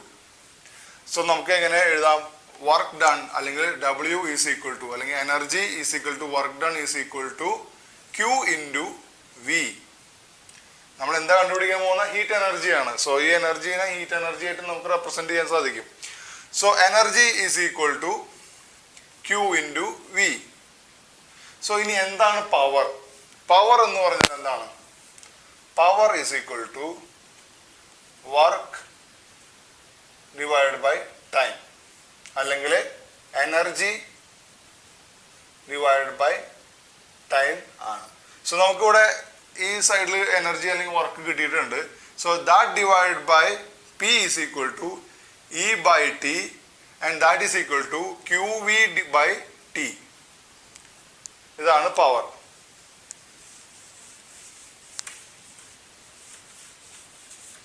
So power P is equal to Q V divide by T. നമുക്കറിയാവുന്ന ഒരു കാര്യമാണ് Q എന്ന് പറയുന്നത് charge divide by T അല്ലെങ്കിൽ സമയം ആണ് I, current. ഒരു particular സമയത്തിൽ ഒരു particular number of charges move ചെയ്യുകയാണെങ്കിൽ ആ മൂവ്മെന്റിനെയാണ് അല്ലെങ്കിൽ അതിനെയാണ് നമ്മൾ എന്തെന്ന് പറയുന്നത് ചാർജ് ബൈ ടൈം ആണ് എന്ത് കറണ്ട്. സോ നമുക്ക് ഇതിനെ എങ്ങനെ റെപ്രസെന്റ് ചെയ്യാം? സി ഇക്വേഷൻ നമ്പർ 1 ആയിട്ട് എടുത്തോ. From equation number 1 we know that P is equal to Q by T നെ റീപ്ലേസ് ചെയ്യാണ് I വെച്ചിട്ട് I ഇൻറ്റു V. സോ നമ്മൾ ജനറലി നമ്മൾ എഴുതും P is equal to V into I. ഒരു ഇമ്പോർട്ടൻ്റ് ഇക്വേഷൻ ആണ് 2, ഇക്വേഷൻ നമ്പർ 2. ഇനി നമുക്ക് അറിയാം എനർജീനെ ടൈം കൊണ്ട് ഡിവൈഡ് ചെയ്തതാണ് പവർ എന്ന് അറിയാം. അപ്പൊ ഇനി നമുക്ക് ഇതിന്റെ energy in the form of V and I കിട്ടാൻ നമ്മൾ എന്ത് ചെയ്യണം? രണ്ടിനെയും ടൈം കൊണ്ട് മൾട്ടിപ്ലൈ ചെയ്യണം. പി ഇൻറ്റു ടി ചെയ്ത് കഴിഞ്ഞാൽ ഇത് എനർജി ആയി. And that is equal to V into I into T. And we also know V is equal to I R എന്നുള്ളത് നമുക്ക് ഓൾറെഡി അറിയാവുന്ന കാര്യമാണ്, ഓംസ് ലോ. അപ്പൊ അത് ഇവിടെ ബാക്ക് സബ്സ്റ്റിറ്റ്യൂട്ട് ചെയ്യുകയാണെങ്കിൽ P into T is equal to I into R into I into T. That is known as, that is equal to P into T is equal to I square into R into T. ഈ P into T എന്ന് പറയുന്ന സംഗതി എന്താണ്? That is the energy. That is equal to heat energy. അതായത് electrical energy heat energy ആയിട്ട് convert ചെയ്യുന്ന നമ്മൾ പറഞ്ഞിട്ടുണ്ട്. സോ കൺവേർട്ട് ചെയ്യുന്ന ഹീറ്റ് എനർജിയുടെ എക്സ്പ്രഷൻ ആണ് ഈ കണ്ടുവരുന്നത്. So H is equal to I square R into T. And that is equal to, again അത് വോൾട്ടേജിന്റെ ടേംസിൽ എഴുതാണെങ്കിലോ H is equal to V square by R into T. കാരണം എന്താണ്? I is equal to V by R എന്നുള്ള കാര്യം നമുക്ക് അറിയാവുന്ന കാര്യമാണ്. So ആ കാര്യം ഈ ഇക്വേഷനിൽ സബ്സ്റ്റിറ്റ്യൂട്ട് ചെയ്ത് കഴിഞ്ഞാൽ നമുക്ക് രണ്ട് ഇക്വേഷനും ഈ കറണ്ടിന്റെ ടേംസിൽ ഇക്വേഷനും കിട്ടും, വോൾട്ടേജിന്റെ ടേംസിലുള്ള ഇക്വേഷനും നമുക്ക് ലഭിക്കും. So heat energy in the term of current, resistance and time ആണ് ഇത്. H is equal to I square RT. Heat energy in the terms of voltage, resistance and time ആണ് എങ്കിൽ നമുക്ക് അത് കിട്ടുന്നത് H is equal to V square by R into T എന്നുള്ളതാണ്. So രണ്ട് ഇക്വേഷനും സെയിം തന്നെയാണ്. ഒരെണ്ണം നമ്മൾ ഐന്റെ ടൈമിൽ എഴുതി അല്ലെങ്കിൽ കറണ്ടിന്റെ ടൈമിൽ എഴുതി, ഒരെണ്ണം നമ്മൾ വോൾട്ടേജിന്റെ ടൈമിൽ എഴുതി എന്നുള്ളതാണ്. So heat energy dissipated അല്ലെങ്കിൽ heat energy produced by a heating element while electricity passes through it. Electricity pass ചെയ്യുമ്പോൾ അല്ലെങ്കിൽ ഇലക്ട്രിസിറ്റി കടന്നു പോകുമ്പോൾ ഒരു ഹീറ്റിംഗ് എലമെന്റ് അല്ലെങ്കിൽ നിക്രോം ആയാലും ടങ്സ്റ്റൺ ആയാലും എന്തായാലും പ്രൊഡ്യൂസ് ചെയ്യുന്ന ഹീറ്റ് എനർജി എത്രയാണെന്ന് കണ്ടുപിടിക്കാനുള്ള ഈക്വേഷൻസ് ആണ് ഇത് രണ്ടെണ്ണം. ഇത് ഇമ്പോർട്ടൻ്റ് ആണ്, എക്സാമിന് ചോദിച്ചേക്കാം. 10ാം ക്ലാസ്സിൽ മാത്രമല്ല പ്ലസ് 1 പ്ലസ് 2 ആവശ്യമുള്ള അല്ലെങ്കിൽ ഫർദർ ക്ലാസ്സുകളിലും ആവശ്യമുള്ള ഇക്വേഷനാണ് H is equal to I square into RT അല്ലെങ്കിൽ V square by R into T എന്നുള്ളത്.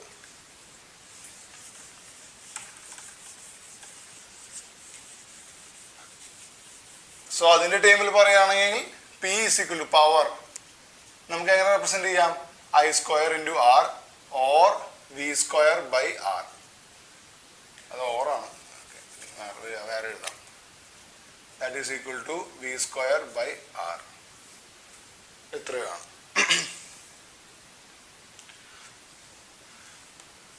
So H is equal to I square into R into T. ഇത് നമുക്കറിയാം. ഇനി കേസ് 1, നിങ്ങളുടെ ടെക്സ്റ്റ് ബുക്കിലുള്ള അതേ കാര്യം തന്നെയാണ്. Case 1, if time t is equal to 2t, അതായത് സമയം ഡബിൾ ചെയ്താൽ എന്ത് സംഭവിക്കും? സമയം ഡബിൾ ചെയ്ത് കഴിഞ്ഞാൽ എന്ത് സംഭവിക്കും? ഹീറ്റ് ഡബിൾ ആവും. നമുക്ക് നോക്കാം. H is equal to I square into R into 2t. ഈ 2 പുറത്തേക്ക് എടുക്കാം. H is equal to 2 into I square RT. So I square RT എന്താണ്? അത് H ആണ്. So H becomes 2H. H becomes 2H. That means time double ചെയ്യുമ്പോൾ ഹീറ്റും double ആവും എന്നുള്ളതാണ്. ഇനി case 2, if I becomes 2I, I becomes 2I എന്നുള്ളതാണ് അടുത്തത്. So H is equal to 2I all square into RT, that is equal to 4I square RT, that is equal to 4H. അതായത് current double ആയി കഴിഞ്ഞാൽ heat 4 times ആയിട്ട് വർദ്ധിക്കും എന്നുള്ളതാണ്. 4 ഇരട്ടിയാവും. Current ഇരട്ടി ആയാൽ അതിന്റെ സ്ക്വയർ എത്രയാണെങ്കിൽ അത്രയും ആയിട്ട് ഈ പറയുന്ന ഹീറ്റ് മാറും. കറണ്ട് 3 ടൈംസ് ആയാൽ ഹീറ്റ് എനർജി 9 ടൈംസ് ആവും എന്നുള്ളതാണ്. സോ അപ്പോൾ അത് ഡയറക്ട്ലി പ്രൊപ്പോർഷണൽ അല്ല, എക്സ്പോണൻഷ്യൽ പ്രൊപ്പോർഷൻ ആണ്. Anyway, so if current I is equal to 3 ampere, then H will become 9 times. If I becomes 5 ampere, the heat will become 25 times. That's the difference. So നമ്മൾ time change ചെയ്താലും current change ചെയ്താലും ഉണ്ടാകുന്ന സാഹചര്യം നമ്മൾ കണ്ടു. ഇനി case 3. ഈ case 3 ഒന്നും കൂടി ഒന്ന് ശ്രദ്ധിച്ചിരിക്കേണ്ട ഒരു കാര്യമാണ്. കേസ് 3 നമുക്കറിയാം H is equal to I square into R into T. Case 3, if R doubles, resistance double ചെയ്ത് കഴിഞ്ഞാൽ എന്ത് സംഭവിക്കും? നമുക്ക് എല്ലാവർക്കും ഈ ഇക്വേഷനിൽ നിന്ന് മനസ്സിലാവുന്ന കാര്യം, ഇവിടെ ആറിന് പകരം 2R ആണെങ്കിൽ H 2H ആയി മാറും എന്നുള്ളതാണ്. But that is not completely true. അത് പൂർണ്ണമായിട്ടും ശരിയല്ല. കാരണം നമ്മൾ ഓംസ് ലോയിൽ പഠിച്ചിട്ടുണ്ട്. For example 2 ohms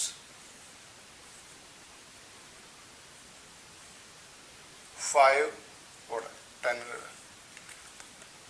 10 volt. ഇവിടെയുള്ള കറണ്ട് എത്രയായിരിക്കും? I is equal to V by R, that is equal to 5 ampere. 5 ampere current ആണ് ഫ്ലോ ചെയ്യണത് അല്ലേ?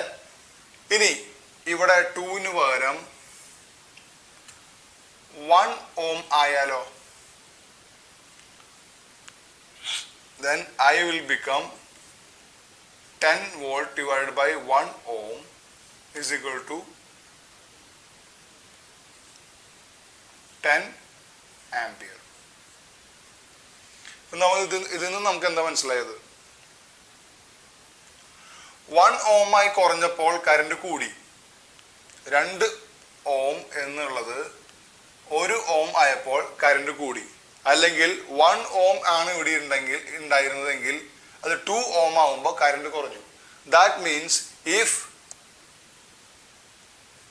R increases, current reduces as per the Ohm's law. സർക്യൂട്ടിനകത്ത് റെസിസ്റ്റൻസ് കൂടിക്കഴിഞ്ഞാൽ current കുറയും. അങ്ങനെ തന്നെയല്ല equation. V is equal to I into R എന്നാണ് നമ്മൾ പഠിച്ചിരിക്കുന്നത് as per Ohm's law. So if voltage constant, വോൾട്ടേജിന് മാറ്റമൊന്നുമില്ലെങ്കിൽ റെസിസ്റ്റൻസ് കുറഞ്ഞു കഴിഞ്ഞാൽ കറണ്ട് കൂടണം, എന്നാലല്ലേ വോൾട്ടേജ് കോൺസ്റ്റന്റ് ആയിട്ട് നിൽക്കുള്ളൂ. റെസിസ്റ്റൻസ് കുറഞ്ഞു കഴിഞ്ഞാൽ കറണ്ട് കൂടണം, അല്ലെങ്കിൽ റെസിസ്റ്റൻസ് കൂടിക്കഴിഞ്ഞാൽ കറണ്ട് കുറയണം. അങ്ങനെയാണെങ്കിലാണ് വി ഇൻറ്റു ഐ അല്ലെങ്കിൽ I into R is equal V എന്ന് പറയുന്നത് കോൺസ്റ്റന്റ് ആയിട്ട് നിൽക്കുകയുള്ളൂ. നമ്മൾ വീട്ടിലൊരു അയൺ ബോക്സ് വെക്കുകയാണെങ്കിൽ ആ അയൺ ബോക്സ് ആയാലും ഇലക്ട്രിക് കെറ്റിലായാലും എന്തായാലും 230 വോൾട്ടിലാണ് വർക്ക് ചെയ്യുന്നത്.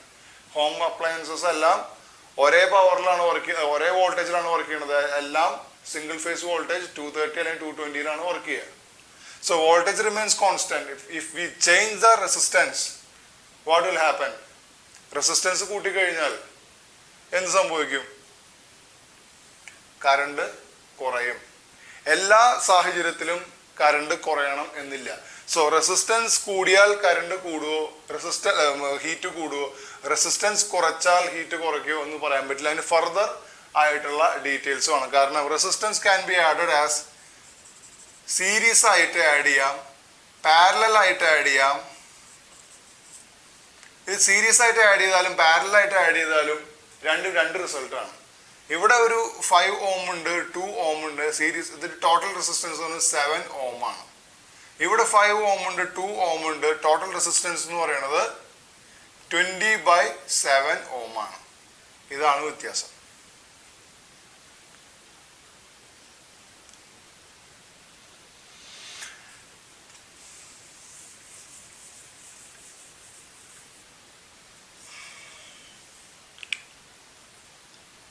സോ ആർ ഡബിൾ ആയി കഴിഞ്ഞാൽ ആസ് പെർ ദി ഇക്വേഷൻ നമുക്കത് സോൾവ് ചെയ്യാൻ സാധിക്കില്ല. അതിന് ഫർദർ ആയിട്ടുള്ള ഡീറ്റെയിൽസും കൂടി നമുക്ക് കിട്ടണം.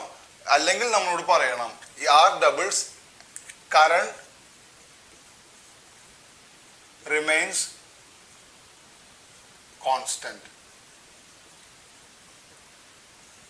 അങ്ങനെ പറയുകയാണെങ്കിൽ if R doubles H doubles H also doubles എന്ന് നമുക്ക് പറയാൻ സാധിക്കും. അപ്പൊ എല്ലാ സിറ്റുവേഷനിലും ആറ് കൂടിയാൽ അല്ലെങ്കിൽ റെസിസ്റ്റൻസ് കൂടിക്കഴിഞ്ഞാൽ ഈ ഹീറ്റിംഗ് അല്ലെങ്കിൽ ഈ ഹീറ്റിംഗ് എനർജി കൂടും എന്ന് നമുക്ക് പറയാൻ പറ്റില്ല. റെസിസ്റ്റൻസ് കൂടി ഹീറ്റിംഗ് എനർജിയും കൂടി കൂടണമെങ്കിൽ എന്ത് സംഭവിക്കണം? Current constant ആയിട്ടിരിക്കണം. കറണ്ട് അതിനനുസരിച്ച് കുറയാൻ പാടില്ല. ഓക്കെ, എനിവേ നമുക്കൊരു പ്രോബ്ലം ചെയ്തു കഴിഞ്ഞാൽ നിങ്ങൾക്കത് വളരെ ക്ലിയർ ആയിട്ട് മനസ്സിലാവും.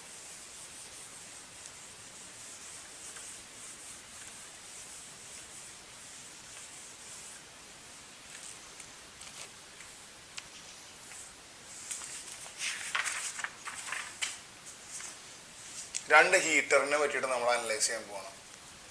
Heater A, heater B. ഇത് രണ്ടും വർക്ക് ചെയ്യുന്നത് വർക്കിംഗ്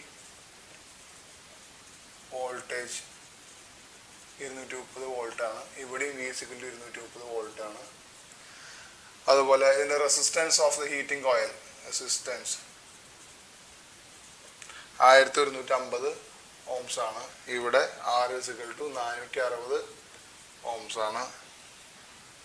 ടൈം, വർക്ക് ചെയ്യുന്ന ടൈം 5 മിനിറ്റ് ആണ്. ഇവിടെയും 5 മിനിറ്റ് ആണ്.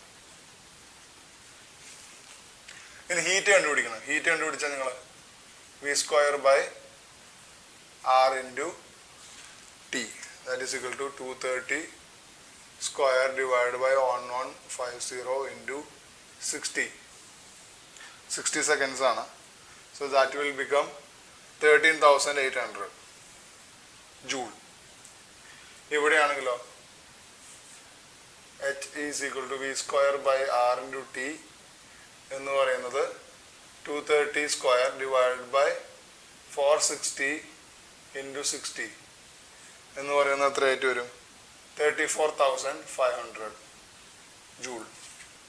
അപ്പോൾ ഏതിലാണ് റെസിസ്റ്റൻസ് കൂടുതൽ? റെസിസ്റ്റൻസ് കൂടുതൽ ഇവിടെയാണ്, ഈ പോർഷനിലാണ്, ഹീറ്റർ എക്കാണ്. പക്ഷേ അവിടെ ഹീറ്റ് എനർജി ഉണ്ടായത് എത്രയാണ്? 13,800 മാത്രമാണ്. ഇവിടെയോ? ഇവിടെ റെസിസ്റ്റൻസ് കുറവാണ്. എന്നിട്ട് കൂടി എന്ത് സംഭവിച്ചു? നിങ്ങൾ മൊത്തം സോൾവ് ചെയ്യണം. അവിടെ ഹീറ്റ് എനർജി കൂടുതലാണ്. എന്ന് വെച്ചാൽ റെസിസ്റ്റൻസ് കുറയുമ്പോൾ ഹീറ്റ് എനർജിയാണ് കൂടുന്നത്. ഹീറ്റ് ഡിസിപ്പേഷൻ അല്ലെങ്കിൽ ഹീറ്റ് കൺസംഷൻ അല്ലെങ്കിൽ ഹീറ്റ് പ്രൊഡക്ഷൻ കൂടുകയാണ്. എന്ത് സംഭവിക്കുമ്പോൾ? ഈ റെസിസ്റ്റൻസ് കുറയുമ്പോഴാണ് അത് സംഭവിക്കുന്നത്. പക്ഷേ നമ്മളിവിടെ മനസ്സിലാക്കിയത് എന്താണ്? റെസിസ്റ്റൻസ് കുറഞ്ഞു, ഹീറ്റ് എനർജി കൂടി. പക്ഷെ നമുക്ക് നമ്മുടെ പഠിച്ച ഇക്വേഷൻ പ്രകാരം അങ്ങനെയല്ല സംഭവിക്കേണ്ടത്. പഠിച്ച ഇക്വേഷൻ പ്രകാരം അങ്ങനെയല്ല സംഭവിക്കേണ്ടത്. H is equal to I square into R into T എന്ന് പറയുമ്പോൾ ഇവിടെ നമ്മൾ 2 ആഡ് ചെയ്താൽ ഇവിടെയും 2 ആഡ് ചെയ്യേണ്ടി വരും. അങ്ങനെയല്ല ആ ഇക്വേഷൻ ഇരിക്കണേ.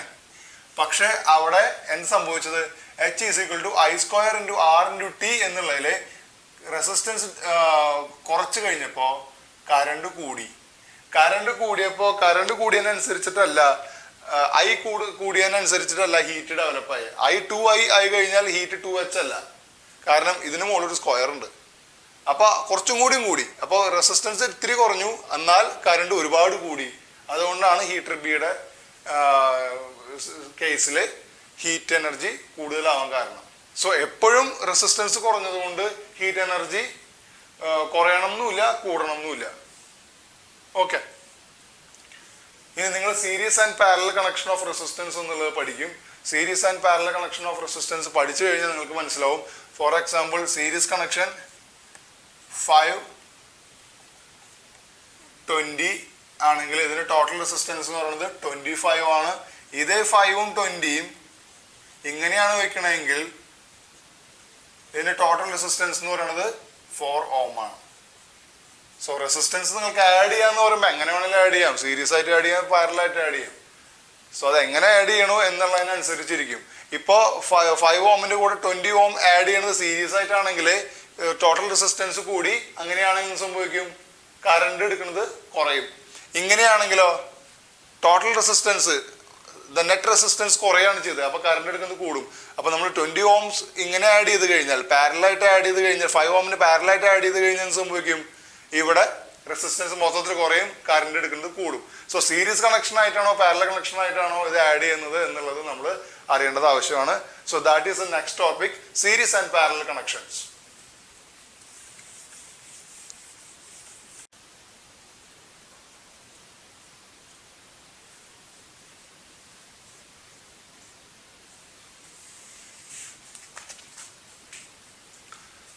Welcome back. നമ്മൾ പറഞ്ഞു നിർത്തിയത് സീരീസ് ആൻഡ് പാരലൽ കണക്ഷൻസ് ആയിരുന്നു. നമ്മളൊരു ചെറിയൊരു സാമ്പിൾ പ്രോബ്ലം പോലെ ചെയ്തു. അപ്പോൾ ക്ലാസ്സിലേക്ക് വരുമ്പോൾ സീരീസ് ആൻഡ് പാരലൽ കണക്ഷനിൽ ഫണ്ടമെൻ്റൽ ആയിട്ടുള്ള ഡിഫറൻസ് എന്ന് പറയുന്നത് അതിൻ്റെ വേ ഓഫ് അതിൻ്റെ അപ്പിയറൻസ് തന്നെയാണ്. നമ്മൾ പറഞ്ഞു ഒരു ടെർമിനൽ മറ്റൊരു ടെർമിനലിലേക്ക് കണക്ട് ചെയ്യാൻ മാത്രമേ കണക്ട് ചെയ്തിട്ടുള്ളെങ്കിൽ അത് സീരീസ് കണക്ഷനാണ്. ഇനി രണ്ട് ടെർമിനലും പരസ്പരം കണക്ട് ചെയ്തിട്ടുണ്ടെങ്കിലോ, ഈ ഒരു ടെർമിനലും ഈ ഒരു ടെർമിനലും കണക്ട് ചെയ്തു, സീരീസ്. ഇത് രണ്ടും കൂടി കണക്ട് ചെയ്താലോ, so it will become parallel. So ഇനി ഇത് എപ്പോഴാണ് ഇതുപോലെ ഇരിക്കുമ്പോൾ നിങ്ങൾക്ക് സംശയം വരാൻ സാധ്യതയുണ്ട്. ഇനി ഇതിനകത്തൊരു വോൾട്ടേജ് അപ്ലൈ ചെയ്താലോ, അപ്പൊ ഇത് വീണ്ടും സീരീസ് ആയി. കാരണം എന്താണ്? ഈ രണ്ടാമത്തെ ടെർമിനല് അല്ലെങ്കിൽ ഈ ഫസ്റ്റ് ടെർമിനല് ഫസ്റ്റ് ടു ഈ ഒന്നാമത്തെ ടെർമിനല് ഈ ടെർമിനലായിട്ടല്ല കണക്ട് ചെയ്തിരിക്കുന്നത്, ബാറ്ററി ആയിട്ടാണ് കണക്ട് ചെയ്തിരിക്കുന്നത്. ഈ ടെർമിനല് ബാറ്ററി ആയിട്ടാണ് കണക്ട് ചെയ്തിരിക്കുന്നത്. സോ ഇത് തമ്മിൽ ഡയറക്റ്റ് കണക്ഷൻ ഇല്ല. നേരെ മറിച്ച് ഇവിടെ ഇപ്പോൾ ഇങ്ങനെ ഒരു ബാറ്ററി ഇല്ല എങ്കിൽ ഇതൊരു പാരലൽ കണക്ഷനാണ്. കാരണം ഈ റെസിസ്റ്ററിനെയും രണ്ട് എൻഡും പരസ്പരം യോജിപ്പിച്ചിട്ടുണ്ട് എന്നുള്ളതാണ്. സോ ഇതിന്റെ രണ്ടും ഒരേ ലെവലിൽ ഒരേ ലൈനിൽ ഇരിക്കുന്നു എന്നുള്ള കാരണം കൊണ്ട് ഇത് സീരീസ് ആണെന്നല്ല. സീരീസ് ആണോ പാരലൽ ആണോ എന്ന് ചെക്ക് ചെയ്യണത് ഇങ്ങനെയാണ്. ഈ റെസിസ്റ്ററിന്റെ ഒരു എൻഡും മറ്റൊരു റെസിസ്റ്ററിന്റെ ഒരു എൻഡും കണക്ട് ചെയ്തിട്ടുണ്ടോ നോക്കുക. അങ്ങനെയാണെങ്കിൽ മറ്റു എൻഡുകളും നോക്കുക, ഈ രണ്ട് എൻഡുകളും നോക്കുക, ഇത് തമ്മിൽ പരസ്പരം കണക്ട് ചെയ്തിട്ടുണ്ടോ. രണ്ട് എൻഡുകളും തമ്മിൽ കണക്ട് ചെയ്തിട്ടുണ്ടെങ്കിൽ അതിങ്ങനെ നമുക്ക് വരയ്ക്കാൻ പറ്റും. ഇനി ഒരെൻഡ് മാത്രം കണക്ട് ചെയ്തിട്ടുള്ളെങ്കിലോ, അങ്ങനെയാണെങ്കിൽ ഇത് ഇങ്ങനെയാവും. So then it will become series. ഇപ്പൊ ഇതും കൂടി കണക്ട് ചെയ്താൽ പാരലൽ, ഇപ്പോ സീരീസ്. ഇനി ഇതിനോട് ഒരു ബാറ്ററി വെച്ചിട്ട് കണക്ട് ചെയ്താലോ, അപ്പോഴും സീരീസ്. കാരണം ഈ എൻഡിൽ നിന്ന് ഈ എൻഡിലേക്ക് ഡയറക്റ്റ് ആയിട്ട് കണക്ഷൻ ഇല്ല. മനസ്സിലായോ? സോ ഇങ്ങനെ വരച്ചു കഴിഞ്ഞ് ഇങ്ങനെ ഈ R1 R2 എന്ന് പറഞ്ഞു കഴിഞ്ഞാൽ സീരീസ് ആണോ പാരലൽ ആണോ എന്ന് ചോദിച്ചു കഴിഞ്ഞാൽ നൗ ഇറ്റ് ഈസ് സീരീസ്. കാരണം ഈ രണ്ട് എൻഡുകൾ തമ്മിൽ കണക്ട് ചെയ്തിട്ടില്ല. ഈ രണ്ട് എൻഡുകൾ തമ്മിൽ കണക്ട് ചെയ്ത് കഴിഞ്ഞാൽ ഇറ്റ് വിൽ ബിക്കം പാരലൽ. ഇവിടെ രണ്ട് ഉണ്ട്. It will become parallel.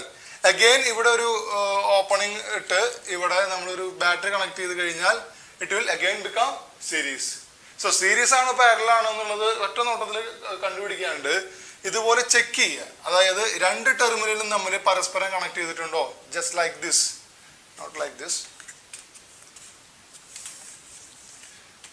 രണ്ട് ടെർമിനൽ, രണ്ട് റെസിസ്റ്ററിന്റെയും R1 R2 ഇതുപോലെ രണ്ട് ടെർമിനലും ഇതിന്റെ രണ്ട് ടെർമിനലും ഇതിന്റെ രണ്ട് ടെർമിനലും നമ്മൾ പരസ്പരം കണക്ട് ചെയ്തിട്ടുണ്ടെങ്കിൽ then it will become parallel. അതല്ല ഇവിടെ ഇങ്ങനെ ഒരു ബാറ്ററി കണക്ട് ചെയ്തിട്ടുണ്ടെങ്കിൽ there is no direct connection between these two resistor through these two terminal. ഈ രണ്ട് ടെർമിനൽ വഴി ഇതിനൊരു ഡയറക്റ്റ് കണക്ഷൻ ഇല്ല, അതിന്റെ ഇടയിൽ ബാറ്ററി ഇരിക്കുകയാണ്. then it will become a series connection. ഇനി ഒരു കൺഫ്യൂഷൻ വേണമെന്ന് വെച്ചാൽ വീണ്ടും വീണ്ടും പറയണത്,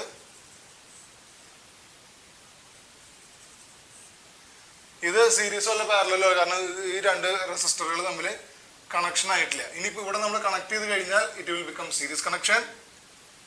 how we can make this connection parallel? Just ഇതിന്റെ ആ കണക്ട് ചെയ്ത രണ്ട് എൻഡും കൂടി ഒന്ന് മുട്ടിച്ചു കൊടുത്താൽ മതി.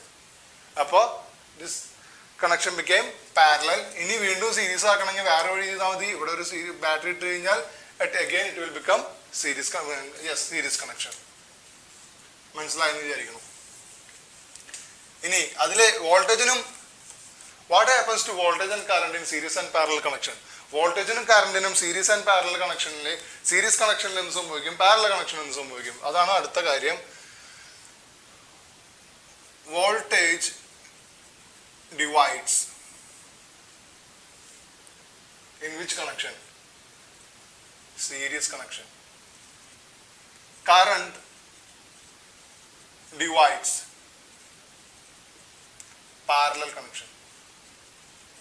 നമ്മൾ പറഞ്ഞു നമ്മുടെ വീട്ടിലെല്ലാം എല്ലാ ഇൻസ്ട്രുമെന്റ്സും അല്ലെങ്കിൽ എല്ലാ ഹോം അപ്ലയൻസസും ഇലക്ട്രിസിറ്റിയിൽ വർക്ക് ചെയ്യുന്ന ഉപകരണങ്ങളെല്ലാം പാരലൽ ആയിട്ടാണ് കണക്ട് ചെയ്തിരിക്കുന്നത് നമ്മൾ പറഞ്ഞു.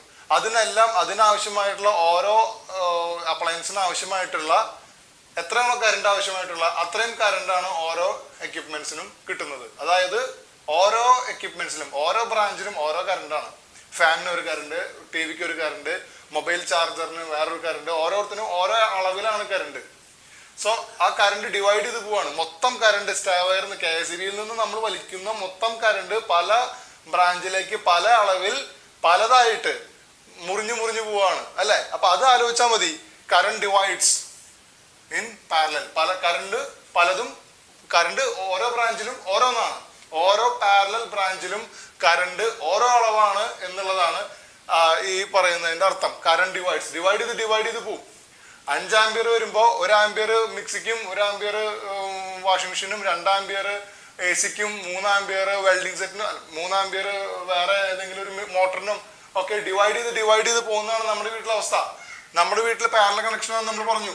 സോ പാരലൽ കണക്ഷനിൽ കറണ്ട് ഡിവൈഡ് ചെയ്ത് പോകും. പക്ഷെ നമ്മുടെ വീട്ടിൽ വരുന്ന എല്ലാ എക്യുപ്മെന്റ്സും വർക്ക് ചെയ്യുന്നത് 230 വോൾട്ടിലാണ് അല്ലെ? എല്ലാത്തിനും same voltage. That means parallel connection voltage constant. So ഇത് മനസ്സിലാക്കി വെക്കുക. നമ്മുടെ വീട്ടിലെ അവസ്ഥ സിനാരിയോ ആലോചിച്ച് വെച്ചാൽ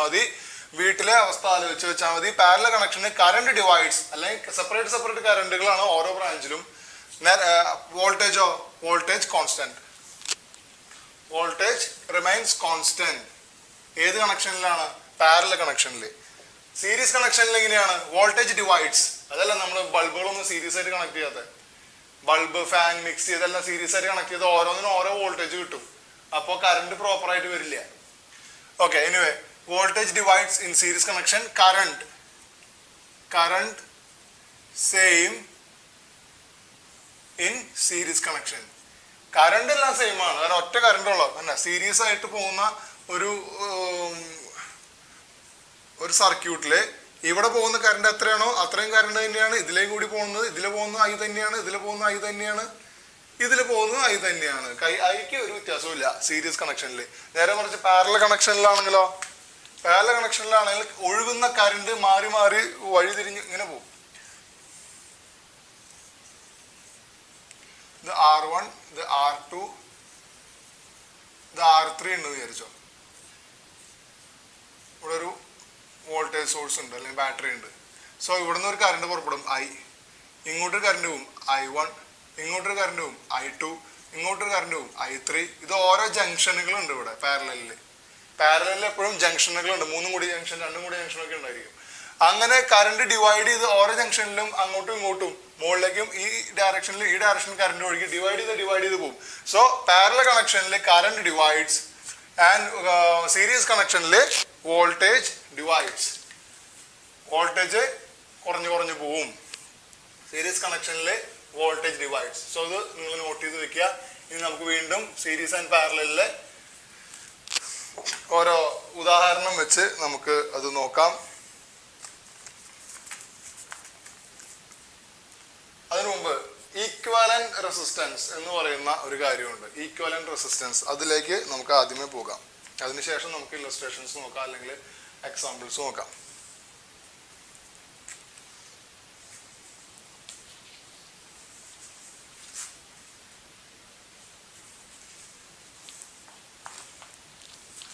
റെക്കോർഡാവുന്നത് നോക്കിയതാണ്.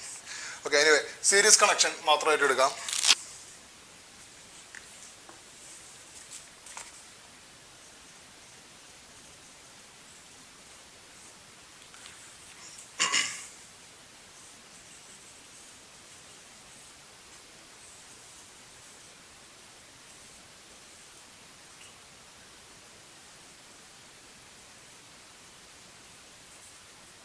നമ്മൾ പറഞ്ഞ സീരീസ് കണക്ഷനിൽ കറണ്ട് എല്ലാം കോൺസ്റ്റന്റ് ആണ്, അല്ലെങ്കിൽ കറണ്ട് എല്ലാം സെയിം ആണ്.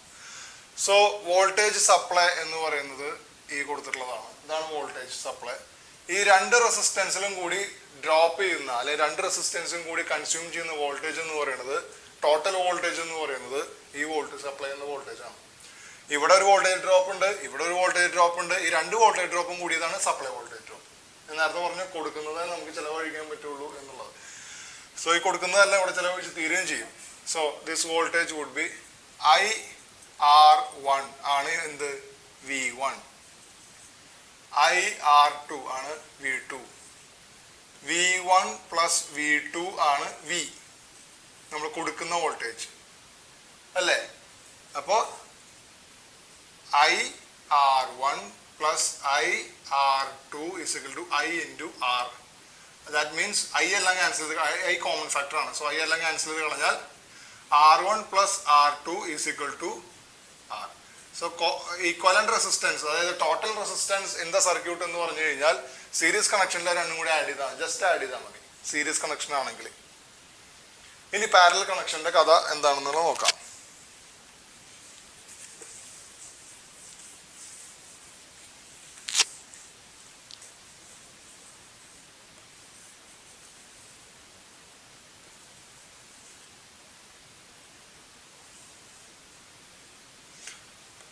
R1, R2.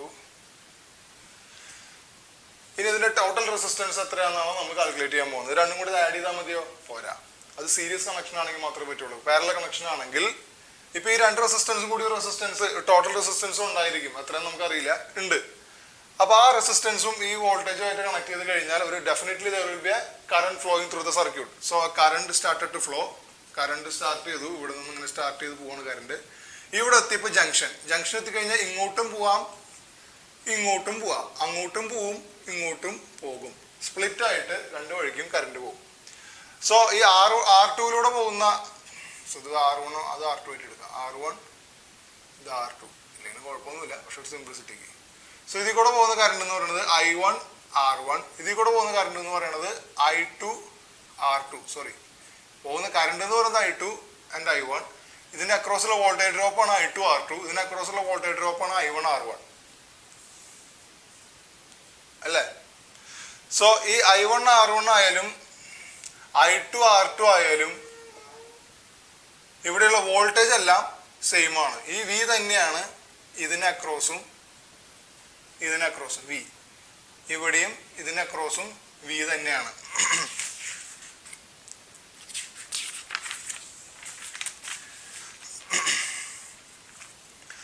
സോ ഇനി നമ്മൾ റെസിസ്റ്റൻസ് കാൽക്കുലേറ്റ് ചെയ്യാൻ പോവാണ്. എന്താണ് I? Total current I1 plus I2. That means V by R is equal to, R എന്ന് പറയുന്നത് equivalent resistance ആണ്, total resistance. V1 by R1, sorry, not V1, V എല്ലായിടത്തും common ആണല്ലോ, പ്ലസ് V by R2. രണ്ട് സ്ഥലത്തും രണ്ട് equation അപ്പുറത്തും ഇപ്പുറത്തും V കോമൺ ആണ്. So 1 by R is equal to 1 by R1 plus 1 by R2. അങ്ങനെയാണെങ്കിൽ 1 by R is equal to എന്താണ്? R1 plus R2 divided by R1 R2. അപ്പോൾ R എന്താണ്? അതിൻ്റെ reciprocal R1 R2 divided by R1 plus R2. So ഇതാണ് parallel കണക്ഷൻ്റെ. Parallel കണക്ഷനിൽ അല്ലെങ്കിൽ resistors പാരലായിട്ട് connect ചെയ്ത് കഴിഞ്ഞാൽ ഈക്വലന്റ് റെസിസ്റ്റൻസ് കണ്ടുപിടിക്കാനുള്ള വഴി അല്ലെങ്കിൽ equation R is equal to R1 R2 divided by R1 plus R2. ഇനി നമുക്കൊരു പ്രോബ്ലം ചെയ്യാം.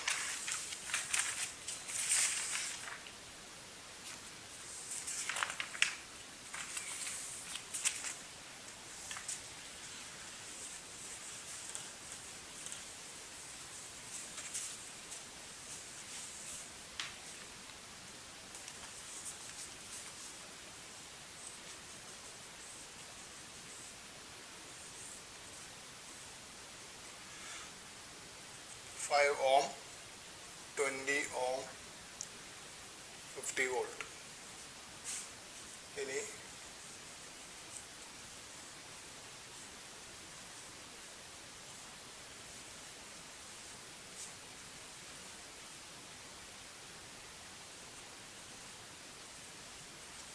5 ohm and 20 ohm സീരീസ് ആയിട്ടും പാരലായിട്ടും കണക്ട് ചെയ്യാണ്. എനിക്ക് അറിയേണ്ടത് അല്ലെങ്കിൽ ഈ പ്രോബ്ലത്തിൽ ചോദിച്ചിരിക്കുന്നത് രണ്ടിൻ്റെ ഈക്വലന്റ് റെസിസ്റ്റൻസ് എത്രയാണ് എന്നുള്ളതാണ്. സോ ഈ കേസിലാണെങ്കിൽ 5 + 20 = 25. ഈ കേസിലാണെങ്കിലോ R = ഇത് കാരണം ഇത് പാരലാണ്. R1 R2 എന്ന് പറയുമ്പോൾ എത്രയാണ്? 20 × 5 100.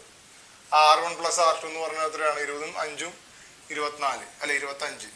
So it will become 4 ohm. So പാരലായിട്ട് കണക്ട് ചെയ്ത് കഴിഞ്ഞാൽ എത്ര വലിയ റെസിസ്റ്റൻസുകളായാലും അത് പാരലായിട്ട് കണക്ട് ചെയ്ത് കഴിഞ്ഞാൽ അതിന്റെ ഏറ്റവും ചെറിയ റെസിസ്റ്റൻസിനേക്കാളും ചെറിയ റെസിസ്റ്റൻസ് ഒക്കെയാണ് എന്താണ് ഈക്വലന്റ് റെസിസ്റ്റൻസ് ആയിട്ട് വരുന്നത്. മനസ്സിലായോ?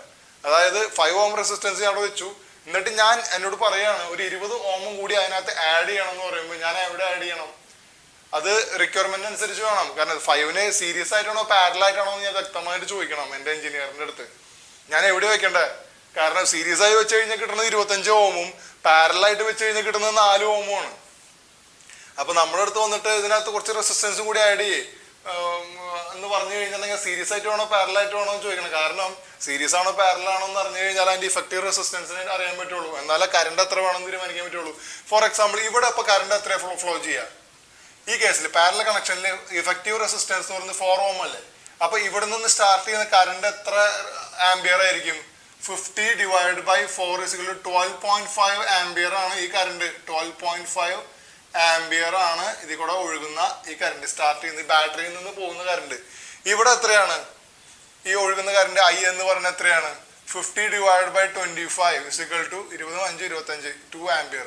ഇവിടെ 2 ആംബിയർ പോകുമ്പോൾ ഈ രണ്ടിന്റെ കോൺഫിഗറേഷൻ ഇതിനെ വെച്ചിരിക്കുന്ന അവസ്ഥ മാറ്റി കഴിഞ്ഞാൽ സീരീസ് എന്നുള്ള പാരലാക്കി കഴിഞ്ഞാൽ പുറപ്പെടുന്ന കറണ്ടിൽ വ്യത്യാസം വന്നു. ഇവിടെ 12.5 ആംബിയർ ആണെങ്കിൽ ഇവിടെ 2 ആംബിയർ ആണ്.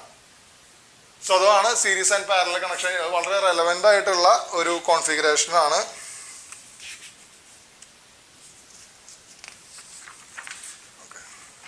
ഇനി നിങ്ങൾ ടെക്സ്റ്റ് ബുക്കിലേക്ക് തിരിച്ചു വരിക. Text book page 13.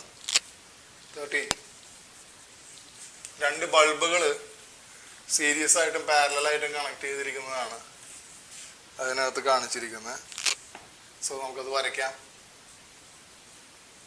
ബൾബിനെ ഒരു ടേൺ മതി, ഒരു സർക്കിൾ ഇട്ട് കഴിഞ്ഞാൽ അതാണ് ബൾബ്.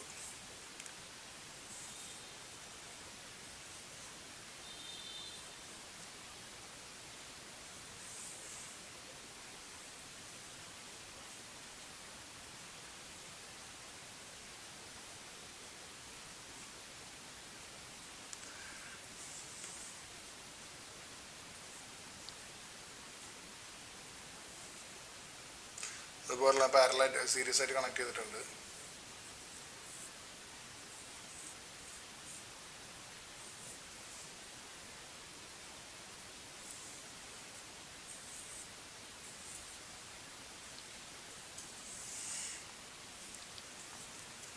ഇതിൽ ചോദിച്ചിരിക്കുന്ന ക്വസ്റ്റ്യൻ എന്ന് പറയുന്നത് ഏത് സർക്യൂട്ടിലാണ് ബൾബുകൾ കൂടുതൽ തീവ്രതയോടെ പ്രകാശിച്ചത്? ഏത് സർക്യൂട്ടിലായിരിക്കും ബൾബുകൾ കൂടുതൽ തീവ്രതയോടെ പ്രകാശിച്ചത്? 3 വാട്ട് ആണ് ഇതിന്റെ പവർ. 3 വാട്ട്. ഏത് സർക്യൂട്ടിലായിരിക്കും കൂടുതൽ തീവ്രതയോടെ പ്രകാശിച്ചിട്ടുള്ളത്?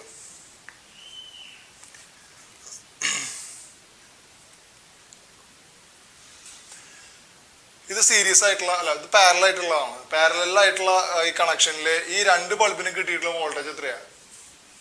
വോൾട്ടേജ് ഡിവൈഡ് ചെയ്ത് പോകണില്ലല്ലോ. എല്ലാ എക്യുപ്മെന്റ്സിനും ഈക്വൽ വോൾട്ടേജ് ആണ് കിട്ടുന്നത്. സോ സീരീസ് പാരലൽ കണക്ഷനിലെ എല്ലാത്തിനും ഈക്വൽ വോൾട്ടേജ് ആണ്.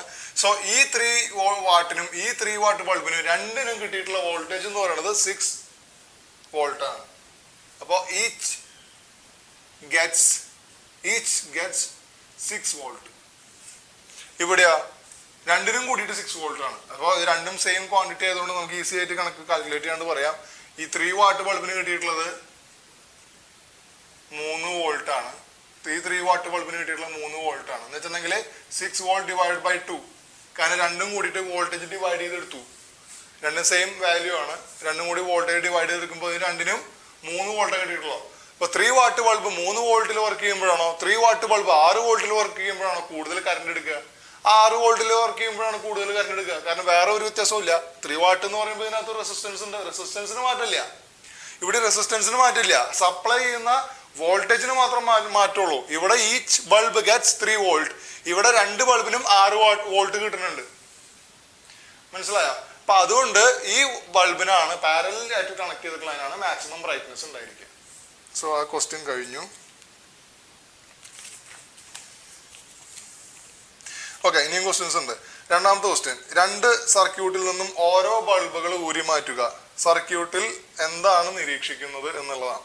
സോ ഇതിന് ഒരു ബൾബ് ഊരി മാറ്റി കഴിഞ്ഞാൽ പ്രത്യേകിച്ച് ഒന്നും സംഭവിക്കാനൊന്നും പോകുന്നില്ല. ആ ബൾബ് ഊരി മാറ്റിയാൽ ആ ബൾബ് കത്തില്ല. പിന്നെ ബാക്കിയുള്ള ഒരു ബൾബ് കത്തും. അത് എങ്ങനെ പ്രകാശിക്കും? കാരണം ആ ബൾബിന് എപ്പോഴും 6 വോൾട്ട് കിട്ടുന്നുണ്ട്. ഈ കീ ക്ലോസ് ചെയ്താലത്തെ കാര്യമാണ് പറയുന്നത് കേട്ടോ. കീ ക്ലോസ്ഡ് ആണെന്ന് നിങ്ങൾ അസ്യൂം ചെയ്യാം. ഇവിടെ ഒരു ബൾബ് ഊരി മാറ്റി കഴിഞ്ഞാൽ പിന്നെ ഇവിടുന്ന് ഇങ്ങോട്ട് കറണ്ട് പോവില്ല.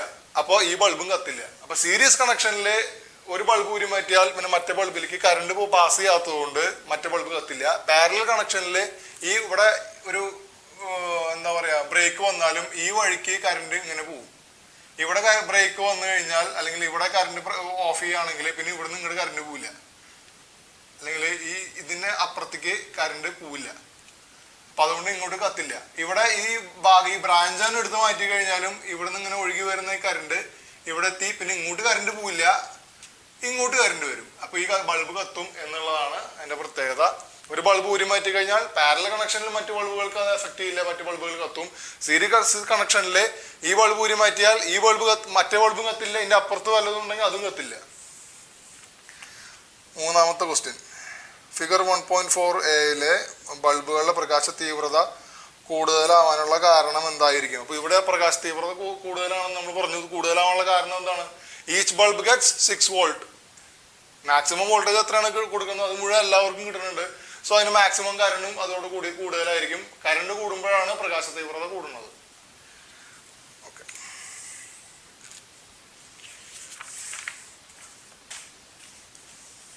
സോ അതിനപ്പം ഇനി ഒരു 1.6 എന്ന് പറയുന്ന ഒരു ടേബിൾ ഉണ്ട് നിങ്ങളുടെ ടെക്സ്റ്റ് ബുക്കിൽ.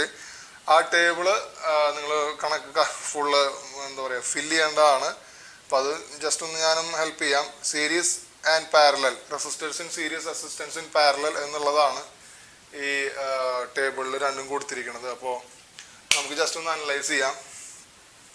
റെസിസ്റ്റൻസ് ഇൻ സീരീസ് ആയി കഴിഞ്ഞാൽ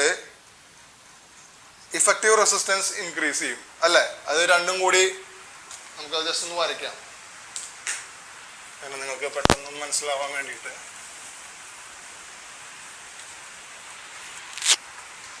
resistance in series R1, R2,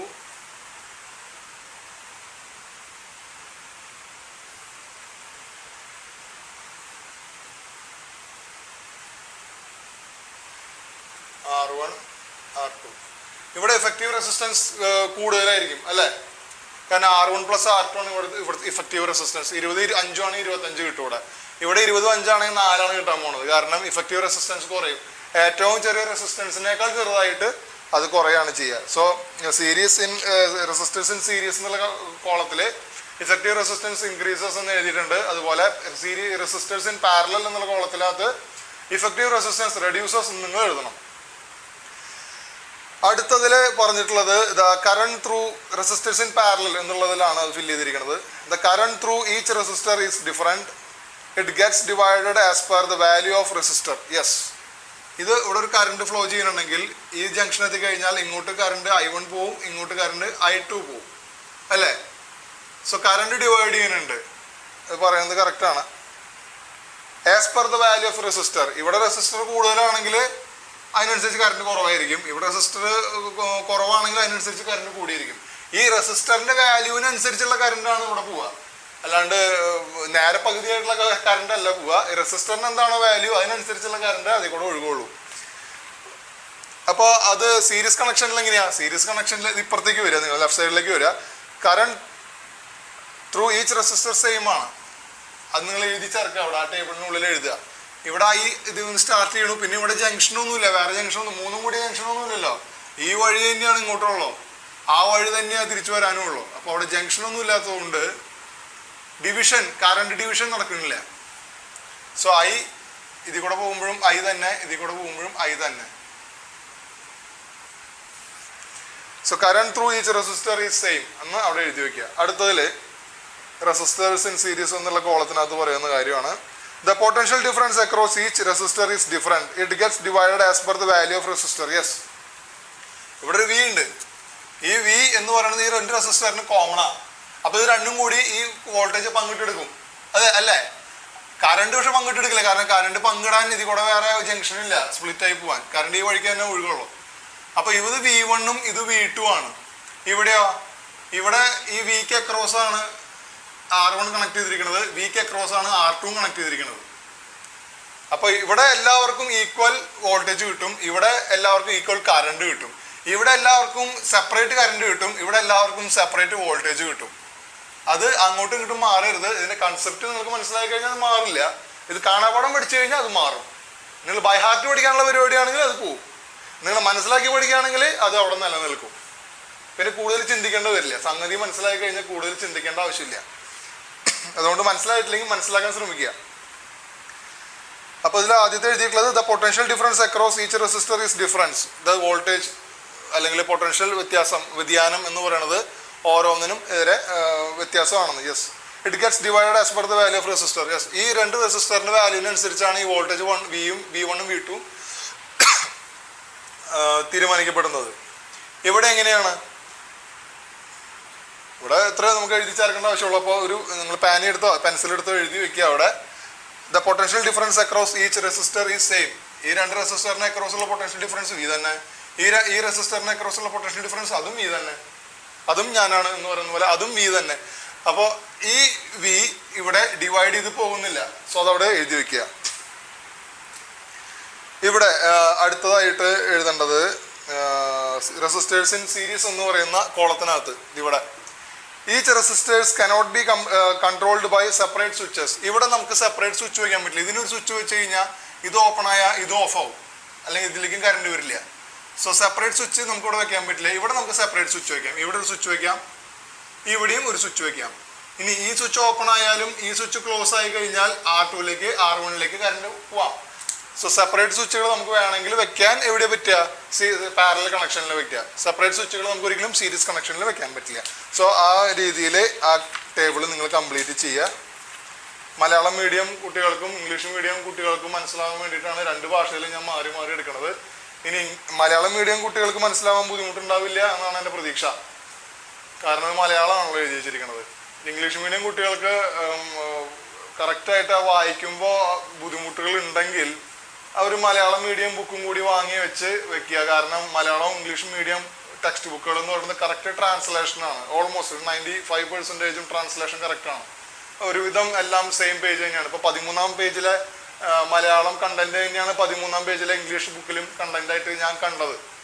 ഇനി ബുക്കുകൾ നിങ്ങൾക്ക് കിട്ടിയിട്ടില്ലെങ്കിൽ അത് വാങ്ങിക്കാൻ സ്കൂളിൽ പോകേണ്ട കാര്യമില്ല. നിങ്ങളുടെ മൊബൈലോ അല്ലെങ്കിൽ ലാപ്ടോപ്പോ ഉണ്ടെങ്കിൽ ഈ PDF ആയിട്ട് ഡൗൺലോഡ് ചെയ്യാവുന്നതാണ്. So heating effect of electricity, അതിൻ്റെ എല്ലാം യൂസസ് ആണ് നമ്മൾ ആദ്യമേ തൊട്ട് പറഞ്ഞിട്ടുള്ളതാണ്. Iron box, soldering iron, electric kettle, electric stove, ഇതിലെല്ലാം കോയിൽ ഉപയോഗിച്ച് ആ കോയിൽ ഇലക്ട്രിസിറ്റി വെച്ച് ഹീറ്റ് ചെയ്തതിന് ശേഷമാണ് നമുക്ക് ഹീറ്റ് കിട്ടുന്നത്. ആ ഹീറ്റ് ഉപയോഗിച്ചിട്ടാണ് നമ്മൾ വിവിധങ്ങളായിട്ടുള്ള പ്രവൃത്തികൾ ചെയ്യുന്നത്. സോൾഡറിങ് അയൺ നിങ്ങൾ കേട്ടിട്ടുണ്ടായിരിക്കും. ഇലക്ട്രോണിക് സർക്യൂട്ട് ബോർഡ് അല്ലെങ്കിൽ PCB, പ്രിന്റഡ് സർക്യൂട്ട് ബോർഡിലെല്ലാം ഈ കമ്പ്യൂട്ടറിൻ്റെ മദർ ബോർഡ്, TV-യുടെ മദർ ബോർഡ്, അങ്ങനെയുള്ള ബോർഡുകളിലെല്ലാം സോൾഡർ ചെയ്തിട്ടാണ് ചിപ്പുകളും കപ്പാസിറ്ററുകളും ഇൻഡക്ടറുകളും ട്രാൻസ്ഫോമറും എല്ലാം വെക്കുന്നത്. ട്രാൻസ്ഫോമർ കണക്ട് ചെയ്യാൻ പറ്റും, പക്ഷേ ചെറിയ ചെറിയ ചിപ്പുകളെല്ലാം അല്ലെങ്കിൽ റെസിസ്റ്ററുകൾ ഇതെല്ലാം സോൾഡർ ചെയ്താണ് വെക്കുന്നത്. ആ സോൾഡർ ചെയ്യാൻ വേണ്ടിയിട്ട് ഉപയോഗിക്കുന്ന, അല്ലെങ്കിൽ സോൾഡർ ചെയ്യാന്ന് പറഞ്ഞാൽ സോൾഡർ ഉരുക്കിയിട്ടാണ് നമ്മളത് ചെയ്യുന്നത്. അത് സോൾഡർ ചെയ്യാൻ വേണ്ടതായിട്ടുള്ള ഹീറ്റ് പ്രൊവൈഡ് ചെയ്യുന്ന അല്ലെങ്കിൽ അതിന് വേണ്ടിയിട്ടുള്ള ഉപകരണമാണ് സോൾഡറിങ് അയൺ. ഇലക്ട്രോണിക്സിലാണ് അത് കൂടുതലായിട്ടും ആവശ്യമുള്ളത്. ഇനി ഇതിലെല്ലാം ഉപയോഗിക്കുന്ന ഹീറ്റിംഗ് എലമെന്റ് എന്ന് പറയുന്നത് നിക്രോം എന്ന് പറയുന്ന ഒരു അലോയ് ആണ്. നിക്കൽ, ക്രോമിയം, അയോൺ, ഇത് മൂന്നും കൂടി ചേർന്നിട്ടുള്ള ഒരു അലോയ് ആണ് നിക്രോം എന്ന് പറയുന്ന അലോയ്. ഇതിൻ്റെ അഡ്വാൻറ്റേജസ് എന്തൊക്കെയാണെന്നുള്ളതാണ്. ഹൈ റെസിസ്റ്റിവിറ്റി ആണ് നിക്രോമിന്, അതുകൊണ്ട് തന്നെയാണ് അത് ഇലക്ട്രിസിറ്റി പാസ് ചെയ്യുമ്പോൾ ചൂടാവുന്നത്. അതുപോലെ ഹൈ മെൽറ്റിംഗ് പോയിന്റ് ആണ്, അത് പെട്ടെന്നൊന്നും ഉരുകില്ല. കാരണം ഏത് സോഫ്റ്റ് ആയിട്ടുള്ള മെറ്റൽ നമ്മൾ എടുത്താലും അത് ചൂടായി കഴിഞ്ഞാൽ ഉരുകി പോകും. അപ്പോൾ അത് അങ്ങനെ ഉരുകില്ല. ദ്രവണാങ്കം എന്ന് മലയാളത്തിൽ പറയും. അത് വളരെ ഉയർന്നതാണ്. അത്രയും വളരെ ഹൈ ടെമ്പറേച്ചറിൽ ചൂടാക്കിയാൽ മാത്രമേ അത് ഉരുകുള്ളൂ. പിന്നെ ഉള്ളത് ability to remain hot in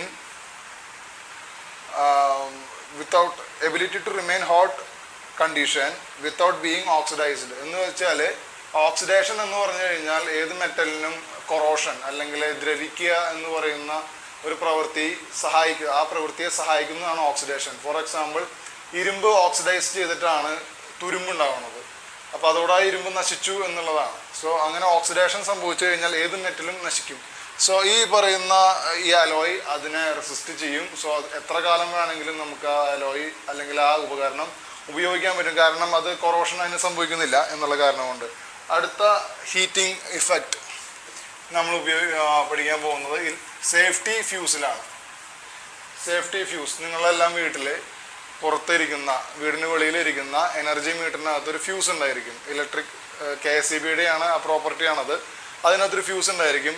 ഏതെങ്കിലും നിങ്ങളുടെ വീട്ടിലെ ഏതെങ്കിലും ഒരു ഉപകരണം കേടുവന്ന് ഉള്ളിൽ ഷോർട്ട് സർക്യൂട്ട് ഉണ്ടായി കഴിഞ്ഞാൽ ഹൈ കറണ്ട് പാസ് ചെയ്യുകയാണെങ്കിൽ ഈ ലൈനിൽ നിന്നും, പുറത്തുള്ള ലൈനിൽ നിന്നും ഹൈ കറണ്ട് അത് വലിക്കും. ഹൈ കറണ്ട് ഫ്ലോ ചെയ്യുകയാണെങ്കിൽ ഈ ഇലക്ട്രിക് ഫ്യൂസ്, ഈ പറയുന്ന സേഫ്റ്റി ഫ്യൂസ് ആദ്യം ബേൺ ഔട്ടായി അല്ലെങ്കിൽ ഉരുകിപ്പോയി അവിടെ ഒരു ഓപ്പൺ പൊസിഷൻ ഉണ്ടാവുകയാണെങ്കിൽ അതിൽ കൂടെ പിന്നെ കറണ്ട് പോവില്ല. സോ ഇതാണ് ഒരു ഫ്യൂസ് വയറെങ്കിൽ ഹൈ കറണ്ട് പാസ് ചെയ്യുകയാണെങ്കിൽ ഇവിടെ വെച്ച് ഇത് ഉരുകി ഇവിടെ ഒരു ഓപ്പൺ സർക്യൂട്ട് ഇത് ക്രിയേറ്റ് ചെയ്യും, ഈ ഫ്യൂസ് വയർ ക്രിയേറ്റ് ചെയ്യും. സോ പിന്നെ അങ്ങോട്ട് ആ വഴിക്ക് ഇലക്ട്രിസിറ്റി പാസ് ചെയ്യില്ല എന്നുള്ളതാണ്. സോ അപ്പോൾ നമ്മൾ എന്താ വേണ്ടതെന്ന് വെച്ചിട്ടുണ്ടെങ്കിൽ ഉടനെ പോയിട്ട് അടുത്ത ഫ്യൂസ് വയർ ഇട്ട് കെട്ടി അതിനകത്ത് വെക്കുകയല്ല ചെയ്യേണ്ടത്. ഏത് ഇൻസ്ട്രുമെൻറ്റിനാണ് ഫോൾട്ട് ഉള്ളത് എന്നുള്ളത് മനസ്സിലാക്കിയിട്ട് ആ ഇൻസ്ട്രുമെൻറ്റ് ശരിയാക്കി വെച്ചിട്ട് ശേഷം വേണം നമ്മൾ അതിനകത്ത് ഫ്യൂസ് വയർ ഇൻസ്റ്റാൾ ചെയ്ത് ഫ്യൂസ് കുത്താൻ. അതാണ്. അപ്പോൾ ഈ ഫ്യൂസ് വയർ എന്തുകൊണ്ടാണ് നിർമ്മിച്ചിരിക്കുന്നത് എന്നുള്ളതാണ്. ഈ fuse wire again that is an alloy. So fuse wire ഉണ്ടാക്കിയിരിക്കുന്നത് ലെഡ് ആൻഡ് ടിൻ, ഈ രണ്ട് മെറ്റലും കൂടിയിട്ടുള്ള ഒരു അലോയ് ആണ് ഈ ഫ്യൂസ് വയർ. അപ്പം അതിൻ്റെ പ്രത്യേകതകൾ എന്ന് പറഞ്ഞു കഴിഞ്ഞാൽ ഫ്യൂസ് വയറിന് ഒരു പർട്ടിക്കുലർ റെസിസ്റ്റൻസ് ഉണ്ട്. ഈ റെസിസ്റ്റൻസിനകത്ത് കൂടെ, ഈ റെസിസ്റ്റീവ് ആയിട്ടുള്ള ഈ എലമെന്റിനകത്ത് കൂടെ ഇലക്ട്രിസിറ്റി പാസ് ചെയ്യുമ്പോൾ അതിനകത്ത് ഹീറ്റ് ജനറേറ്റ് ചെയ്യുന്നുണ്ട്. ദാറ്റ് ഹീറ്റിൻ്റെ ഇക്വേഷൻ നമുക്കറിയാം, I² × R × T. So current pass ചെയ്യുമ്പോൾ ഇതിനൊരു പർട്ടിക്കുലർ എമൗണ്ട് ഹീറ്റ് ഉണ്ടായിരിക്കും. അത് ആ ഹീറ്റ് ഇത് സറൗണ്ടിങ്സിലേക്ക് പാസ് ചെയ്തുകൊണ്ടിരിക്കും, സറൗണ്ടിങ്സിലേക്ക് ഡിസിപ്പേറ്റ് ചെയ്യും.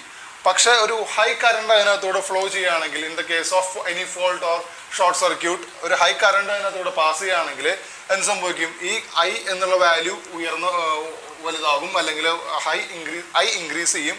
സോ I² എന്ന് പറയുന്നത് അഗെയിൻ ഇൻക്രീസ് ചെയ്യും. So the entire value would be high. That means heat വളരെ കൂടും. ആ ഹീറ്റിൽ ഈ പറയുന്ന ഈ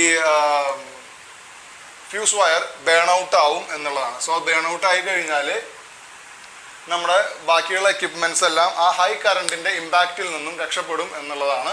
അത് കറണ്ട് വരുന്ന വഴിക്ക് അല്ലെങ്കിൽ ഏതെങ്കിലും ഒരു ഇൻസ്ട്രുമെൻറ്റിനകത്ത് ഇപ്പോൾ ഇവിടെ ഒരു വാഷിംഗ് മെഷീൻ ഉണ്ട്, അത് കഴിഞ്ഞ് ഇവിടെ ഒരു ഫ്രിഡ്ജ് ഉണ്ട്, ഇവിടെ ഒരു ടി വി ഉണ്ട്, ഇങ്ങനെയുള്ള ഒരു സിസ്റ്റം അല്ലെങ്കിൽ ഒരു വീടാണെങ്കിൽ ഈ വീടിന് കറണ്ട് എൻ്റർ ചെയ്യുന്ന ഈ ഒരു പോയിന്റിലാണ് എന്ത് ചെയ്യേണ്ടത്? ഫ്യൂസ് വയർ വെക്കേണ്ടത്. എവിടെയെങ്കിലും ഫ്യൂസ് വയർ വെച്ചിട്ട് കാര്യമില്ല, അവസാനത്തിൽ കൊണ്ട് ഫ്യൂസ് വയർ വെച്ചിട്ട് കാര്യമില്ല, ഈ ഭാഗത്ത് ഫ്യൂസ് വയർ വെച്ചിട്ട് കാര്യമില്ല. കാരണം ഈ ഇൻസ്ട്രുമെന്റ്സിനകത്തേക്കൊക്കെ ഈ കറണ്ട് പ്രവേശിക്കുന്നതിന് മുൻപ് വേണം ഫ്യൂസ് വയർ വെക്കാൻ. അങ്ങനെയാണെങ്കിൽ വലിയൊരു ഓവർ കറണ്ട് വരികയാണെങ്കിൽ ഈ ഫ്യൂസ് വയർ ബാൻ ഔട്ട് ചെയ്ത് ഇത്രയും എക്യുപ്മെന്റ്സിനെ നമുക്ക് പ്രൊട്ടക്ട് ചെയ്യാൻ സാധിക്കും. സോ അവിടെ ഒരു പ്രൊട്ടക്ഷൻ അത് കൊടുക്കുന്നതുകൊണ്ടാണ് അതിനെ സേഫ്റ്റി ഫ്യൂസ് എന്ന് പറയുന്നത്. ആൻഡ് സേഫ്റ്റി ഫ്യൂസ് എങ്ങനെയാണ് നമ്മളത് അതിനകത്ത് കണക്ട് ചെയ്യേണ്ടത്? സേഫ്റ്റി ഫ്യൂസ് കണക്ട് ചെയ്യേണ്ടത് എപ്പോഴും സീരീസ് ആയിട്ടാണ്, ഫേസിൽ സീരീസ് ആയിട്ടാണ്. ഫേസിലോ അല്ലെങ്കിൽ പോസിറ്റീവ് ടെർമിനലിലോ ഏത് വഴിക്കാണ് കറണ്ട് ഒഴുകുന്നത്, ആ ഒഴുകുന്ന കറണ്ട് മുഴുവൻ ഈ വീടിന് ആവശ്യമായിട്ടുള്ള കറണ്ട് KCB അല്ലെങ്കിൽ ഇലക്ട്രിസിറ്റി ബോർഡിൽ നിന്ന് വരുന്ന കറണ്ട് മുഴുവൻ ഈ ഫ്യൂസ് വയറിൽ കൂടെ പോയിക്കൊണ്ടിരിക്കണം ഓൾ ദ ടൈം. അങ്ങനെയാണെങ്കിൽ മാത്രമാണ് ഉയർന്ന ഒരു കറണ്ട് ഫ്ലോ ചെയ്ത് കഴിഞ്ഞാൽ ഈ ഫ്യൂസ് വയർ മെൽട്ടായി പോവുള്ളൂ. അങ്ങനെ മാത്രമാണ് ബാക്കിയുള്ള എക്യുപ്മെന്റ്സ് നമുക്ക് പ്രൊട്ടക്ട് ചെയ്യാൻ സാധിക്കുള്ളൂ. അതുകൊണ്ട് ഫ്യൂസ് വയർ പാരലൽ ആയിട്ടല്ല കണക്ട് ചെയ്യേണ്ടത്, സീരീസ് ആയിട്ടാണ് കണക്ട് ചെയ്യേണ്ടത്. വീട്ടിലെ എക്യുപ്മെന്റ്സ് എല്ലാം എങ്ങനെയാണ് കണക്ട് ചെയ്യേണ്ടത്? പാരലൽ ആയിട്ടാണ് കണക്ട് ചെയ്യേണ്ടത്. കാരണം എല്ലാ എക്യുപ്മെന്റ്സും സിംഗിൾ ഫേസിലാണ് വർക്ക് ചെയ്യുന്നത്, 230 വോൾട്ട് അല്ലെങ്കിൽ 220 വോൾട്ടിലാണ് വർക്ക് ചെയ്യുന്നത്. എല്ലാറ്റിനും ആവശ്യമായിട്ടുള്ള കറണ്ടാണ് വ്യത്യാസപ്പെട്ടിരിക്കുന്നത്. സോ അതിന് ആവശ്യമായിട്ടുള്ള കറണ്ട് 230 വോൾട്ടിൽ നിന്ന് അത് അല്ലെങ്കിൽ ആ എക്യുപ്മെന്റ് എടുക്കും എന്നുള്ളതാണ്. ആംബിയറേജ് എന്നുള്ള ഒരു കണക്കിലാണ് അല്ലെങ്കിൽ എത്ര ആംബിയറേജ് ആണ് നിങ്ങളുടെ ഫ്യൂസ് എന്നുള്ളതാണ് അതിൻ്റെ മെഷർ, ഫ്യൂസിൻ്റെ measure. Amperage power divided by voltage. അതായത് P = V × I ആണല്ലോ. സോ അപ്പോൾ ആംബിയറേജ് കിട്ടാനുള്ള ഫ്യൂസിൻ്റെ ആംബിയറേജ് കിട്ടാൻ P ഡിവൈഡഡ് ബൈ V താഴേക്ക് കൊണ്ടുവരാം. അതായത് ആംബിയറേജ് എന്ന് പറഞ്ഞാൽ എന്താണ്? Ratio of power of the equipment to the voltage applied. So നിങ്ങളുടെ എക്യുപ്മെന്റ് പവർ നിങ്ങളുടെ എക്യുപ്മെന്റ് 1000 വാട്ട് ആണെങ്കിൽ വോൾട്ടേജ് എത്രയാണ്? 230. സോ ഇതാണ് നിങ്ങളുടെ ആംബിയറേജ്. ഇത്രയുമാണ് നിങ്ങളുടെ ആംബിയറേജ് അല്ലെങ്കിൽ നിങ്ങൾ ഉപയോഗിക്കേണ്ട ഫ്യൂസിന്റെ ആംബിയറേജ്. ആ വാല്യൂവിനേക്കാൾ ഉയർന്ന വോൾട്ടേജ് ഉയർന്ന കറണ്ട് വരികയാണെങ്കിൽ ഫ്യൂസ് ബേൺ ഔട്ട് ആവും, പിന്നെ സപ്ലൈ കട്ടാവും.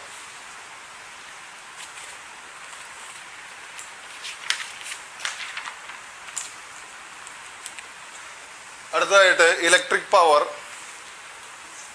ആണ് നമ്മൾ ഒന്നും കൂടിയും എടുക്കാൻ പോകണം. നമ്മൾ നേരത്തെ പറഞ്ഞ സംഭവം തന്നെയാണ്, ഒന്നും കൂടിയും അത് പറയുകയാണ്.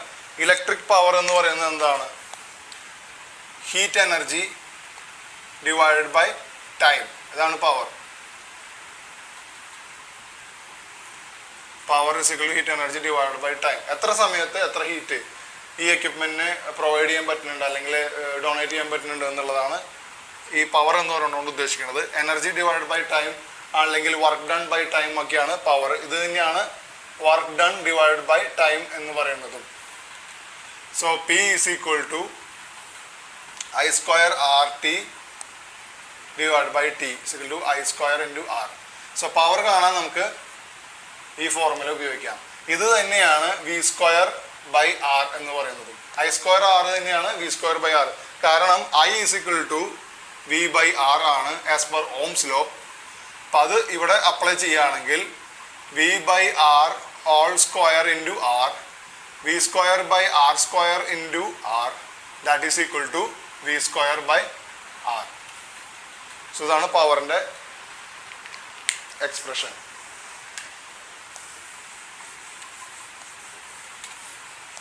സോ പവർ കാൽക്കുലേറ്റ് ചെയ്യാൻ വേണ്ടിയിട്ടുള്ള പ്രോബ്ലം തന്നു കഴിഞ്ഞാൽ രണ്ട് കാര്യമാണ് അല്ലെങ്കിൽ 3 ഇക്വേഷനാണ് നിങ്ങൾക്ക് അറിയാൻ സാധിക്കുന്നത്. P = V × I, P = I²R, P = V²/R. ഇതിൽ ഏതൊക്കെ ആണ് നിങ്ങൾക്ക് തന്നിരിക്കുന്നത്? നിങ്ങൾക്ക് വോൾട്ടേജും റെസിസ്റ്റൻസ് ആണ് തന്നിരിക്കണമെങ്കിൽ ഇത് ചൂസ് ചെയ്യാം. കറണ്ട് റെസിസ്റ്റൻസ് ആണ് തന്നിരിക്കണത്, ഇത് യൂസ് ചെയ്യാം. വോൾട്ടേജും കറണ്ടാണ് തന്നിരിക്കണത് എങ്കിൽ ഇത് ചൂസ് ചെയ്യാം. ഇതിൽ ഏത് വേണമെങ്കിലും നിങ്ങൾക്ക് ചൂസ് ചെയ്യാം according to the parameters you have given.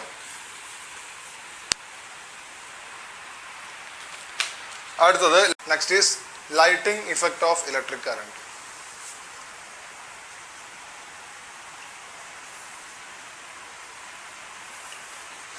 Lighting effect ആദ്യമേ നമ്മൾ അതിനകത്ത് പഠിക്കാൻ പോകുന്നത് അല്ലെങ്കിൽ ഡിസ്കസ് ചെയ്യാൻ പോകുന്നത് ഇൻകാൻഡസെൻറ്റ് ലാമ്പിനെ പറ്റിയിട്ടാണ്. ഇൻകാൻഡസെൻറ്റ് ലാമ്പ് ഇപ്പോൾ അത്ര പോപ്പുലർ അല്ല, കാരണം വീടുകളിലെല്ലാം ഇൻകാൻഡസെൻറ്റ് ലാമ്പ് മാറ്റി നമ്മൾ CF-ലാക്കി. CF-ൽ മാറ്റി ഇപ്പോൾ LED ആണ് എല്ലാ വീട്ടിലും ഉപയോഗിക്കുന്നത്. പക്ഷെ ഒരു 6-7 അല്ലെങ്കിൽ ഒരു 10 വർഷങ്ങൾക്ക് മുമ്പ് വീടുകളിൽ പൊതുവെ ഉപയോഗിച്ചിരുന്ന ലാമ്പാണ് ഇൻകാൻഡസെൻറ്റ് ലാമ്പ്.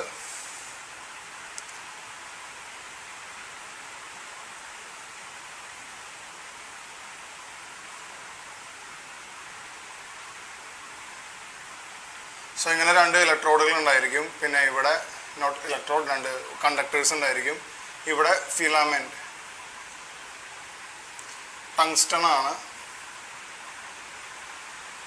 ഇതിനകത്ത് യൂസ് ചെയ്തിരുന്നത്. സോ ഇതൊരു ബൾബാണ്. ഇതിനകത്ത് ഒരു വാതകം ഫില്ല് ചെയ്യുന്നുണ്ട്. That gas is nitrogen.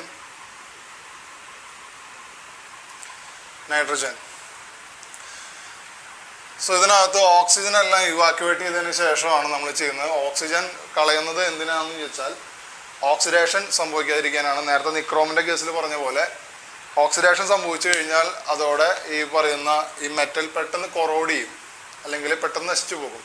അതില്ലാതിരിക്കാൻ വേണ്ടിയിട്ടാണ് ഓക്സിജൻ അല്ലെങ്കിൽ ഫുൾ ഇവാക്യുവേറ്റ് ചെയ്തതിന് ശേഷം അതിനകത്ത് നൈട്രജൻ ഗ്യാസ് ഫില്ല് ചെയ്യുന്നത്. നൈട്രജൻ ഗ്യാസിന് ഒരു ഗുണമുള്ളത് എന്താണെന്ന് വെച്ചാൽ ഹീറ്റ് കൂടിക്കഴിഞ്ഞാൽ അല്ലെങ്കിൽ ചൂട് കൂടിക്കഴിഞ്ഞാൽ നൈട്രജൻ ഗ്യാസ് എക്സ്പാൻഡ് ചെയ്യുന്നത് വളരെ നെഗ്ലിജിബിൾ ആണ്. വളരെ കുറച്ച് മാത്രമാണ് നൈട്രജൻ ഗ്യാസ് എക്സ്പാൻഡ് ചെയ്യുക ബാക്കി ഗ്യാസസിനെ അപേക്ഷിച്ച്.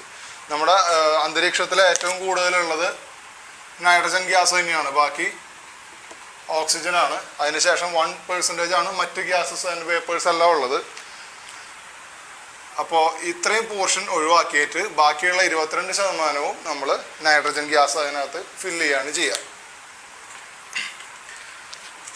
ഈ ടങ്സ്റ്റൻ്റെ പ്രത്യേകതകൾ എന്തൊക്കെയാണ്? എന്തുകൊണ്ടാണ് ടങ്സ്റ്റൺ ഉപയോഗിക്കുന്നത്? ടങ്സ്റ്റൺ ഹൈ റെസിസ്റ്റിവിറ്റി ഉണ്ട്, അതുകൊണ്ട് തന്നെ ഹീറ്റാവും. ഹീറ്റായി കഴിഞ്ഞാൽ ടങ്സ്റ്റൺ പ്രകാശം പുറപ്പെടുവിക്കും എന്നുള്ളതാണ്. ഒരുവിധം എല്ലാ മെറ്റലും വളരെയധികം ഹീറ്റായി കഴിഞ്ഞാൽ പ്രകാശം പുറപ്പെടുവിക്കും. അതിൽ ഏറ്റവും നല്ല പ്രോപ്പർട്ടി പ്രകാശം പുറപ്പെടുവിക്കാൻ കഴിയുന്ന ഒരു മെറ്റലാണ് ടങ്സ്റ്റൺ. അതുപോലെ തന്നെ ഹൈ മെൽറ്റിംഗ് പോയിന്റ് ആണ്, പെട്ടെന്ന് ഉരുകില്ല, അല്ലെങ്കിൽ വളരെ ഹൈ ടെമ്പറേച്ചറിൽ മാത്രമേ ടങ്സ്റ്റൺ ഉരുകുള്ളൂ. ഹൈ ഡക്റ്റിലിറ്റി എന്ന് പറഞ്ഞാൽ നേർത്ത കമ്പികളാക്കാനുള്ള ഒരു പ്രോപ്പർട്ടി. എല്ലാ മെറ്റലും നേർത്ത കമ്പി ആക്കാൻ നമുക്ക് സാധിക്കില്ല. വളരെ നേർത്ത കമ്പി ആക്കാൻ സ്റ്റീൽ അല്ലെങ്കിൽ ഇരുമ്പിന് പോലും സാധിക്കില്ല, കാരണം അത് പൊട്ടിപ്പോവും.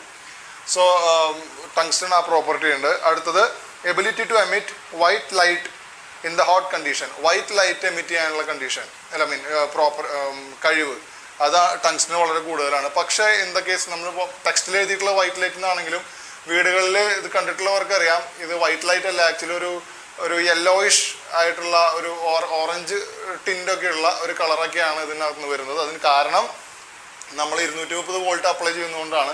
ഒരു 400 വോൾട്ട് അപ്ലൈ ചെയ്ത് കഴിഞ്ഞാൽ അത് വൈറ്റ് കളറായിട്ട് വരും. പക്ഷേ അത് പെട്ടെന്ന് അതിന് അധികം ലൈഫ് കിട്ടില്ല എന്നുള്ളത് കൊണ്ടാണ് ആ ഒരു ടെമ്പറേച്ചറിലേക്ക് എത്തിക്കാതെ നമ്മൾ ഈ പറയുന്ന ലാമ്പ് വൈറ്റ് കളറായിട്ട് തന്നെ യൂസ് ചെയ്യാത്തത്. ഓക്കെ, ഇതിൻ്റെ പ്രോബ്ലം എന്ന് പറയുന്നത് ഇതിന് ലെസ് എഫിഷ്യൻസിയാണ്. അതുകൊണ്ടാണ് ഇത് നമ്മൾ യൂസ് ചെയ്യാത്തത്. നമ്മൾ വീടുകളിൽ സാധാരണ ഉപയോഗിച്ചിരുന്ന ലൈറ്റ് എന്ന് പറയുന്നത് 40 വാട്ട് ആൻഡ് 60 വാട്ട് ഒക്കെയാണ്, അല്ലെങ്കിൽ 100 വാട്ട്. ഇപ്പം എല്ലാ റൂമിലും ഉപയോഗിക്കുന്ന LED ലൈറ്റിന് പോലും ഈ 40 വാട്ട് എത്തില്ല എന്നുള്ളതാണ്. ഒരു 4 റൂമിൽ LED ബൾബ് ഇട്ട് കഴിഞ്ഞാൽ അതെല്ലാത്തിൻ്റെയും പവർ കൂടി കൂട്ടിയാൽ 40 വാട്ട് ഇപ്പോൾ ഉണ്ടാവില്ല, ഈ കാലഘട്ടത്തിൽ ഉണ്ടായിരിക്കില്ല. പണ്ട് ഒരു റൂമിന് മാത്രം 40 or 60 വാട്ട് പവർ ആവശ്യമായിരുന്നു. അതിന് കാരണം, ഈ ലെസ് എഫിഷ്യൻസിക്കുള്ള കാരണം എന്ന് പറയുന്നത് ഒരുപാട് ഇലക്ട്രിക്കൽ എനർജി ഈ ഇൻകാൻഡസെന്റ് ലാമ്പ് ഹീറ്റ് എനർജി ആയിട്ട് പുറത്തേക്ക് വിടുന്നുണ്ട് എന്നുള്ള കാരണം കൊണ്ടാണ്. അപ്പോൾ ആ ഹീറ്റ് എനർജി നമുക്ക് കുറയ്ക്കാൻ കഴിഞ്ഞാൽ അത്രയും കൂടുതൽ പ്രകാശം നമുക്ക് കിട്ടും. അല്ലെങ്കിൽ നമുക്ക് ആവശ്യമുള്ള പ്രകാശത്തിന് ഈ 40 വാട്ടൊന്നും ആവശ്യം വരില്ല. ഈ 40 വാട്ട് ആവശ്യം വരുന്ന ഒരു റൂമിനകത്ത് 9 വാട്ടിൻ്റെ LED ബൾബ് ആവശ്യമുള്ളൂ. So the power has reduced for the by the 25%, 25 no by the 75%. 75% power കുറഞ്ഞ് 25% മാത്രമേ നമുക്ക് ആവശ്യമുള്ളൂ. 40 വാട്ടിൽ നിന്ന് നേരെ ഒരു മുറിയിലെ ബൾബ് 9 വാട്ടിലേക്ക് അല്ലെങ്കിൽ 10 വാട്ടിലേക്ക് 1/4 പവർ കുറയ്ക്കാൻ നമുക്ക് സാധിക്കുകയാണ്. സോ അത് ലെസ് എഫിഷ്യൻസിയാണ് ഇൻകാൻഡൻസെന്റ് ലാമ്പിൻ്റെ ഏറ്റവും വലിയ പ്രോബ്ലം. സോ അതുകൊണ്ട് ഇൻകാൻഡൻസെന്റ് ലാമ്പ് ഇപ്പോൾ സാധാരണ ഉപയോഗിക്കാറില്ല. പിന്നെ നിക്രോം എന്തുകൊണ്ട് ഉപയോഗിക്കാൻ പറ്റുന്നില്ല എന്നുള്ള ഒരു ചോദ്യമുണ്ട്. നിക്രോമിൻ്റെ പ്രോബ്ലം രണ്ടാണ്. ഒന്ന്, നിക്രോം വളരെ ചെറിയ കമ്പികളാക്കിയിട്ട് നമുക്കത് മാറ്റാൻ സാധിക്കില്ല. ഡക്റ്റിലിറ്റി എന്നുള്ള ഒരു കഴിവ് നിക്രോമിനില്ല. രണ്ട്, വളരെ നല്ല ഹൈ ഹീറ്റ് പുറത്തേക്ക് വരും എന്നല്ലാണ്ട് വളരെ നല്ലൊരു പ്രകാശം പുറപ്പെടുവിക്കാനുള്ള ഒരു കഴിവ് നിക്രോമിനില്ല എന്നുള്ളതും ഒരു പ്രോബ്ലമാണ്. നമുക്ക് കൂടുതൽ ലൈറ്റ്, ബൾബാകുമ്പോൾ ലൈറ്റാണ് നമുക്ക് കൂടുതൽ വേണ്ടത്. നിക്രോമിന് കൂടുതൽ തരാനുള്ളത് ഹീറ്റാണ്. ഓഫ് കോഴ്സ് അതിനകത്ത് ഒരു റെഡ് ഹോട്ട് ആകുമ്പോൾ ഒരു ചുവന്ന കളറിൽ അത് ഇങ്ങനെ പ്രകാശിക്കും. പക്ഷെ അത്രയും പ്രകാശം നമുക്കൊരു മുറിയിലേക്ക് പോരാ എന്നുള്ളതാണ് നിക്രോമിൻ്റെ പ്രോബ്ലം. ഇനി അതർ ടൈപ്സ് ഓഫ് ലാംപ്സ് ആണ് ഇനി പറയാൻ പോകുന്നത്.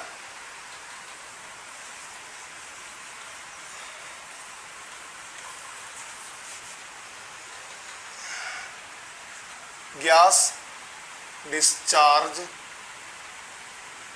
ലാംപ്സ്. ഗ്യാസ് ഡിസ്ചാർജ് ലാംപ്സ് എന്ന് പറയുമ്പോൾ sodium vapour,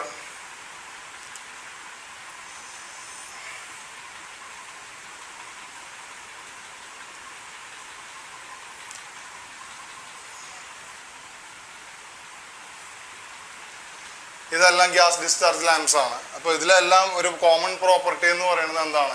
through the gas ആണ് ഇലക്ട്രിസിറ്റി ഡിസ്ചാർജ് ആവുന്നത്. നമ്മൾ ഇൻകാൻഡൻസെന്റ് ലാമ്പിൽ 2 കണ്ടക്ടേഴ്സിന് അക്രോസ് ഒരു ഫിലമെന്റ് വെച്ചു. ആ ഫിലമെന്റിൽ കൂടിയാണ് ഈ പോയിന്റിൽ നിന്നും ഒഴുകുന്ന കറണ്ട് തിരിച്ച് ഫേസിൽ നിന്ന് ന്യൂട്രലിലേക്ക് പോയിരുന്നത്, അല്ലേ? ഗ്യാസ് ഡിസ്ചാർജ് ലാമ്പിന് ഫിലമെന്റ് ഇല്ല. ഈ ഫിലമെന്റിന്റെ സ്ഥാനത്ത് ഗ്യാസ് ആണ്. ഗ്യാസ് അല്ലെങ്കിൽ വേപ്പർ ഒരു തരത്തിൽ പറഞ്ഞാൽ ഗ്യാസ് ആണ്. നീരാവി ഉൾപ്പെടെ ഗ്യാസ് ആണ്, അല്ലെങ്കിൽ വേപ്പർ എല്ലാം ഗ്യാസസ് ആയിട്ടാണ് നമ്മൾ കണക്കാക്കുക. സോ ഈ ഒരു സ്ഥാനത്ത് നമ്മൾ എന്ത് ചെയ്യും? സോഡിയം വേപ്പറോ മെർക്കുറി വേപ്പറോ ആർഗണോ അങ്ങനെ ഏതെങ്കിലും നമുക്ക് ആവശ്യമായിട്ടുള്ള കളറിന് ആവശ്യമായിട്ടുള്ള ഒരു ഗ്യാസ് അതിനകത്ത് നമ്മൾ നിറയ്ക്കും. ഇപ്പം നിയോൺ ഗ്യാസ് ആണ് നിറയ്ക്കുന്നതെങ്കിൽ റെഡ് ലൈറ്റ് ആണ് നമുക്ക് കിട്ടുക. മെർക്കുറി ഗ്യാസ് ആണെങ്കിൽ ഒരു ബ്ലൂയിഷ് ആയിട്ടുള്ള ഒരു വൈറ്റ് ലൈറ്റ് ആണ് നമുക്ക് ലഭിക്കുക. ആർഗൺ ആണെങ്കിൽ വയലറ്റ് ലൈറ്റ് ആണ്. സോഡിയം വേപ്പർ ആണെങ്കിൽ ഒരു ഓറഞ്ച് അല്ലെങ്കിൽ യെല്ലോ ടു ഓറഞ്ച് ആയിട്ടുള്ള ആ ഒരു കളറാണ് നമുക്ക് ലഭിക്കുക. നമ്മൾ സ്ട്രീറ്റ് ലൈറ്റ്സിലെല്ലാം നിങ്ങൾ കണ്ടിട്ടുണ്ടായിരിക്കും ഒരു ഓറഞ്ച് സ്ട്രീറ്റ് ലൈറ്റ്, വളരെയധികം പ്രകാശിക്കാൻ സാധിക്കുന്ന ഒരു ഓറഞ്ച് സ്ട്രീറ്റ് ലൈറ്റ് നിങ്ങൾ കണ്ടിട്ടുണ്ടായിരിക്കും. അത് സോഡിയം വേപ്പർ ലാമ്പാണ്. അതിൻ്റെ പ്രവർത്തനം ഇത്രയേ ഉള്ളൂ. ഈ 2 ടെർമിനലിനെ അക്രോസ് നമ്മളൊരു പൊട്ടൻഷ്യൽ അപ്ലൈ ചെയ്യുകയാണെങ്കിൽ അറ്റ് സം പോയിന്റ് ഇതിനകത്ത് കൂടെ ഈ gas through the gas electricity will flow through the gas. അപ്പോൾ ഫിലമെന്റിന് പകരം ഫിലമെന്റിന്റെ ജോബ് അവിടെ ചെയ്യുന്നത് ആരാണ്? ഈ ഗ്യാസ് ആണ്. ഈ ഗ്യാസിലെ ആറ്റംസ് എക്സൈറ്റ് ആവുകയും ആ എക്സൈറ്റ് ആകുന്ന ആറ്റം പൂർവ്വസ്ഥിതിയിലേക്ക്, പഴയ അവസ്ഥയിലേക്ക്, സ്റ്റേബിൾ അവസ്ഥയിലേക്ക് വരികയും ചെയ്യുമ്പോൾ സ്റ്റെബിലിറ്റി കൈവരിക്കുന്ന സമയത്ത് എക്സ്ട്രാ അതിന് കിട്ടിയിട്ടുള്ള ആ എനർജി അത് ലൈറ്റ് എനർജി ആയിട്ട് പുറത്തേക്ക് എമിറ്റ് ചെയ്യാണ് ചെയ്യുന്നത്. അങ്ങനെയാണ് നമുക്ക് ലൈറ്റ് ലഭിക്കുന്നത്. സോ ടെക്സ്റ്റ് ബുക്കിൽ എഴുതിയിട്ടുള്ള ഡിസ്ചാർജ് ലാംപ്സ് ആണ്. ആക്ച്വലി അത് ഡിസ്ചാർജ് ലാംപ്സ് എന്ന് മാത്രം പറഞ്ഞ പോരാ, ഗ്യാസ് ഡിസ്ചാർജ് ലാംപ്സ് എന്നും കൂടി പറയണമെന്നാണ് എനിക്ക് തോന്നുന്നത്. അപ്പോൾ ഈ കളറുകളെല്ലാം ഒന്ന് ഓർത്തിരിക്കുന്ന നല്ലതാണ്. സോഡിയം വേപ്പർ ലാമ്പ് ആണെങ്കിൽ യെല്ലോ അല്ലെങ്കിൽ ഓറഞ്ച്, ആർഗൺ ആണെങ്കിൽ വയലറ്റ്, മെർക്കുറി ആണെങ്കിൽ വൈറ്റ്, ആൻഡ് CFL ആണെങ്കിലും വൈറ്റ് തന്നെയാണ്. സോ ഈ ഡിസ്ചാർജ് ലാംപ്സിൻ്റെ പ്രോബ്ലം എന്ന് പറഞ്ഞാൽ ഇത് ഡിസ്പോസ് ചെയ്ത് കഴിഞ്ഞാൽ ഇതിനകത്തുള്ള ഈ പറയുന്ന സോഡിയം വേപ്പർ ആയാലും മെർക്കുറി ആയാലും ഇതെല്ലാം പരിസ്ഥിതിക്ക് വളരെ ദോഷകരമാണ്. ഇത് ജലാശയങ്ങളിൽ എത്തുകയും വീട്ടിൽ കിണറുകളിൽ എത്തുകയും നമ്മൾ കുടിക്കുന്ന വെള്ളത്തിൽ കലരുകയൊക്കെ ചെയ്ത് കഴിഞ്ഞാൽ അത് വളരെ ദൂഷ്യഫലങ്ങൾ പുറപ്പെടുവിക്കുന്ന സംഭവങ്ങളാണ്. ഇനി ഇതിലും എഫിഷ്യൻ്റ് ആയിട്ടുള്ള ഒരു ലൈറ്റിംഗ് മോഡാണ് ഇനി പറയാൻ പോകുന്നത്. That is LED, light emitting diodes. So LED എന്താണ്? ഗ്യാസ് ഇല്ല, വേപ്പർ ഇല്ല, ഫിലമെൻറ്റും ഇല്ല. LED എന്ന് പറഞ്ഞാൽ ലൈറ്റ് എമിറ്റിംഗ് ഡയോഡ്സ്. ഇത് ഡയോഡാണ്. ഡയോഡിനെ പറ്റിയിട്ട് നിങ്ങൾ ഇനി ഭാവി ക്ലാസ്സുകളിൽ പഠിക്കുമായിരിക്കും. ലൈറ്റ് എമിറ്റിംഗ് ഡയോഡ് എന്ന് പറയുന്നത് ഇലക്ട്രിസിറ്റി പാസ് ചെയ്യുമ്പോൾ ഈ പർട്ടിക്കുലർ ഇലക്ട്രോണിക് ആയിട്ടുള്ള ഈ കമ്പണന്റ് പുറത്തേക്ക് ലൈറ്റ് എനർജി എമിറ്റ് ചെയ്യും, അല്ലെങ്കിൽ ലൈറ്റ് എമിറ്റ് ചെയ്യും എന്നുള്ളത് കൊണ്ടാണ് ലൈറ്റ് എമിറ്റിംഗ് ഡയോഡ് എന്ന് പറയുന്നത്. ഇതും നമ്മളൊരു ബൾബിനകത്ത് തന്നെയാണ് ഇറക്കി വെക്കുന്നത്. പക്ഷെ ഇതിനകത്ത് മെർക്കുറി അങ്ങനെയുള്ള സംഗതികളൊന്നും ഇല്ലാത്തതുകൊണ്ട് പ്രകൃതിയോട് അല്ലെങ്കിൽ എൻവയോൺമെന്റ് ഫ്രണ്ട്ലി ആണ് ഈ ലൈറ്റ് എമിറ്റിംഗ് ഡയോഡ്സ്. ഇതിന് വളരെ കുറച്ച് പവർ മാത്രമേ ആവശ്യമുള്ളൂ, എഫിഷ്യൻസി വളരെ കൂടുതലാണ് എന്നുള്ളതാണ് ലൈറ്റ് എമിറ്റിംഗ് ഡയോഡ്സിന്റെ പ്രത്യേകത. ഇനി ഇതിന്റെ ആക്ടിവിറ്റി ഉണ്ട്. ആക്ടിവിറ്റി നിങ്ങൾ സ്വന്തമായിട്ട് ചെയ്യേണ്ട കാര്യമാണ്. LED ബൾബ് മേക്കിംഗ് അല്ലെങ്കിൽ അതിന്റെ റിപ്പയറിംഗ് എല്ലാം അത് വായിച്ചു നോക്കി നിങ്ങൾ മനസ്സിലാക്കേണ്ട കാര്യമാണ്. അത് എക്സാമിന് ചോദിക്കുന്ന ഒരു കാര്യമായിട്ട് എനിക്ക് തോന്നിയിട്ടില്ല. എക്സാമിന് ചോദിക്കുന്ന കാര്യം മാത്രമാണ് പഠിക്കേണ്ടത് എന്നല്ല ഞാൻ പറയണത്. എക്സാമിന് എഴുതാൻ വേണ്ടിയിട്ടല്ല നമ്മൾ പഠിക്കുന്നത് അറിവ് കിട്ടാനാണ്. അത് നല്ല രീതിയിൽ നമ്മൾ എഴുതുക. A+ A എന്താണെങ്കിലും നമുക്ക് കിട്ടും. അത് കിട്ടുന്ന വെച്ച് നമ്മൾ സന്തോഷിക്കുക എന്നുള്ളതാണ്. അല്ലാണ്ട് A+ കിട്ടാൻ വേണ്ടി പഠിക്കുക അതല്ല നമ്മുടെ ഉദ്ദേശം. ജീവിതത്തിൽ മുഴുവൻ നിങ്ങൾക്ക് A+ കിട്ടിക്കൊണ്ടിരിക്കില്ല. അപ്പോൾ നിങ്ങൾ ഇപ്പോഴേ A+ വേണമെന്ന് പറഞ്ഞ് വാശി പിടിച്ച് ചിലപ്പോൾ നിങ്ങൾക്ക് A+ കിട്ടിയാൽ ഇൻ കേസ് നിങ്ങൾ ഡിഗ്രിക്ക് പോകുമ്പോഴോ പോസ്റ്റ് ഗ്രാജുവേഷന് പോകുമ്പോഴോ A+ കിട്ടിയില്ലെങ്കിൽ നിങ്ങൾക്ക് വളരെ വിഷമമായിരിക്കും. സോ A+ കിട്ടിയാൽ കിട്ടി, നല്ല കാര്യം. കിട്ടിയില്ലെങ്കിൽ കുഴപ്പമൊന്നുമില്ല. ആ രീതിയിൽ വേണം പോകാൻ. ഇനി വേറെ ഒരു ടോപ്പിക്കും കൂടി എടുത്ത് നമ്മൾ ക്ലാസ് അവസാനിപ്പിക്കുകയാണ്. റെസിസ്റ്റൻസ് അല്ലെങ്കിൽ റെസിസ്റ്റീവ് ആയിട്ടുള്ള മെറ്റൽസിൻ്റെ കാര്യമാണ് നമ്മൾ പറഞ്ഞത്. നിക്രോം പറഞ്ഞു, ടങ്സ്റ്റൺ പറഞ്ഞു. അപ്പോൾ ഇതിൽ നിന്നും വ്യത്യാസപ്പെട്ട് കറണ്ട് ലിമിറ്റ് ചെയ്യാൻ വേണ്ടി മാത്രം ഇപ്പം നമ്മൾ ഉപയോഗിച്ചിട്ടുള്ള ഈ റെസിസ്റ്റൻസ് എലമെന്റ്സ് എല്ലാം കറണ്ട് ലിമിറ്റ് ചെയ്യുകയും ചെയ്യും, ഹീറ്റ് ആവുകയും ചെയ്യും. പക്ഷെ നമുക്ക് ഹീറ്റ് ആവേണ്ട, കറണ്ട് ലിമിറ്റ് ചെയ്യേണ്ടി വരും. പല സർക്യൂട്ട് ബോർഡുകളിലും ഇലക്ട്രോണിക്സിലും എല്ലാം ആവശ്യമാണ്. അതിനുപയോഗിക്കുന്ന റെസിസ്റ്ററുകളാണ് കാർബൺ റെസിസ്റ്റർ.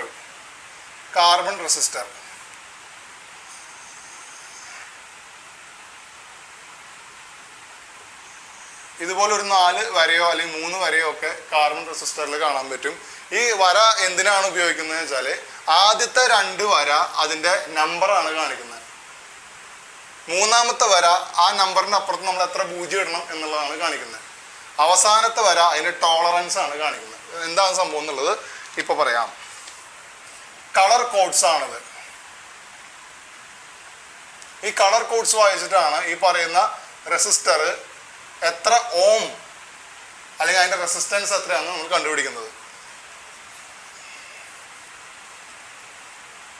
ഓരോ കളറിനും ഓരോ വാല്യൂ ആണ്. ആ വാല്യൂ ആണ് ഇവിടെ എഴുതാൻ പോകുന്നത്. സോ ആദ്യത്തെ ഈ ബാൻഡ് യെല്ലോ ആണെന്ന് വിചാരിക്കുക, രണ്ടാമത്തെ ഗ്രീൻ, മൂന്നാമത്തെ റെഡ്, നാലാമത്തെ silver. Silver, gold, no colour.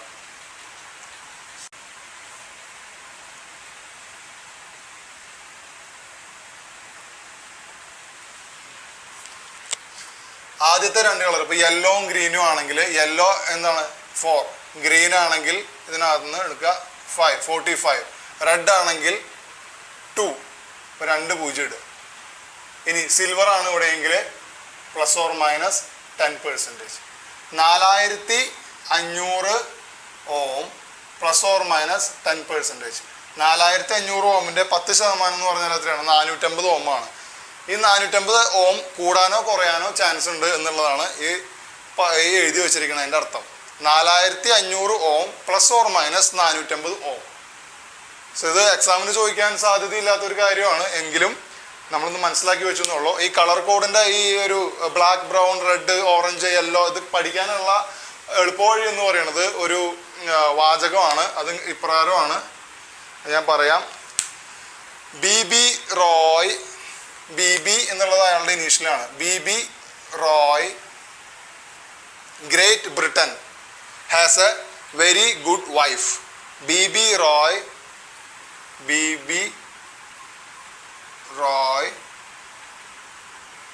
Great Britain has a very good wife. വളരെ ഭാഗ്യവാനാണ്. എനിവേ, ഈ ഒരു കാര്യം, ഈ ഒരു സെന്റൻസ് പഠിച്ചു വയ്ക്കുന്ന ആൾക്കാർക്ക് ഇത് പഠിക്കാൻ അല്ലെങ്കിൽ ഈ ഒരു നമ്പേഴ്സ് പഠിക്കാൻ വളരെ എളുപ്പമാണ്. ആ വഴിക്ക് നിങ്ങൾക്ക് ഒരു കളർ കോഡ് കണ്ടു കഴിഞ്ഞാൽ അത് എത്ര റെസിസ്റ്റൻസ് എത്രയാണെന്നുള്ളതും കണ്ടുപിടിക്കാൻ പറ്റും. ഈ ഒരു ടോപ്പിക്കോട് കൂടി നമ്മുടെ ക്ലാസ് അവസാനിക്കുകയാണ്. എല്ലാവരും നന്നായി പഠിക്കുക. ഇനി അടുത്ത ക്ലാസ്സിൽ നമുക്ക് വീണ്ടും കാണാം. നന്ദി, നമസ്കാരം.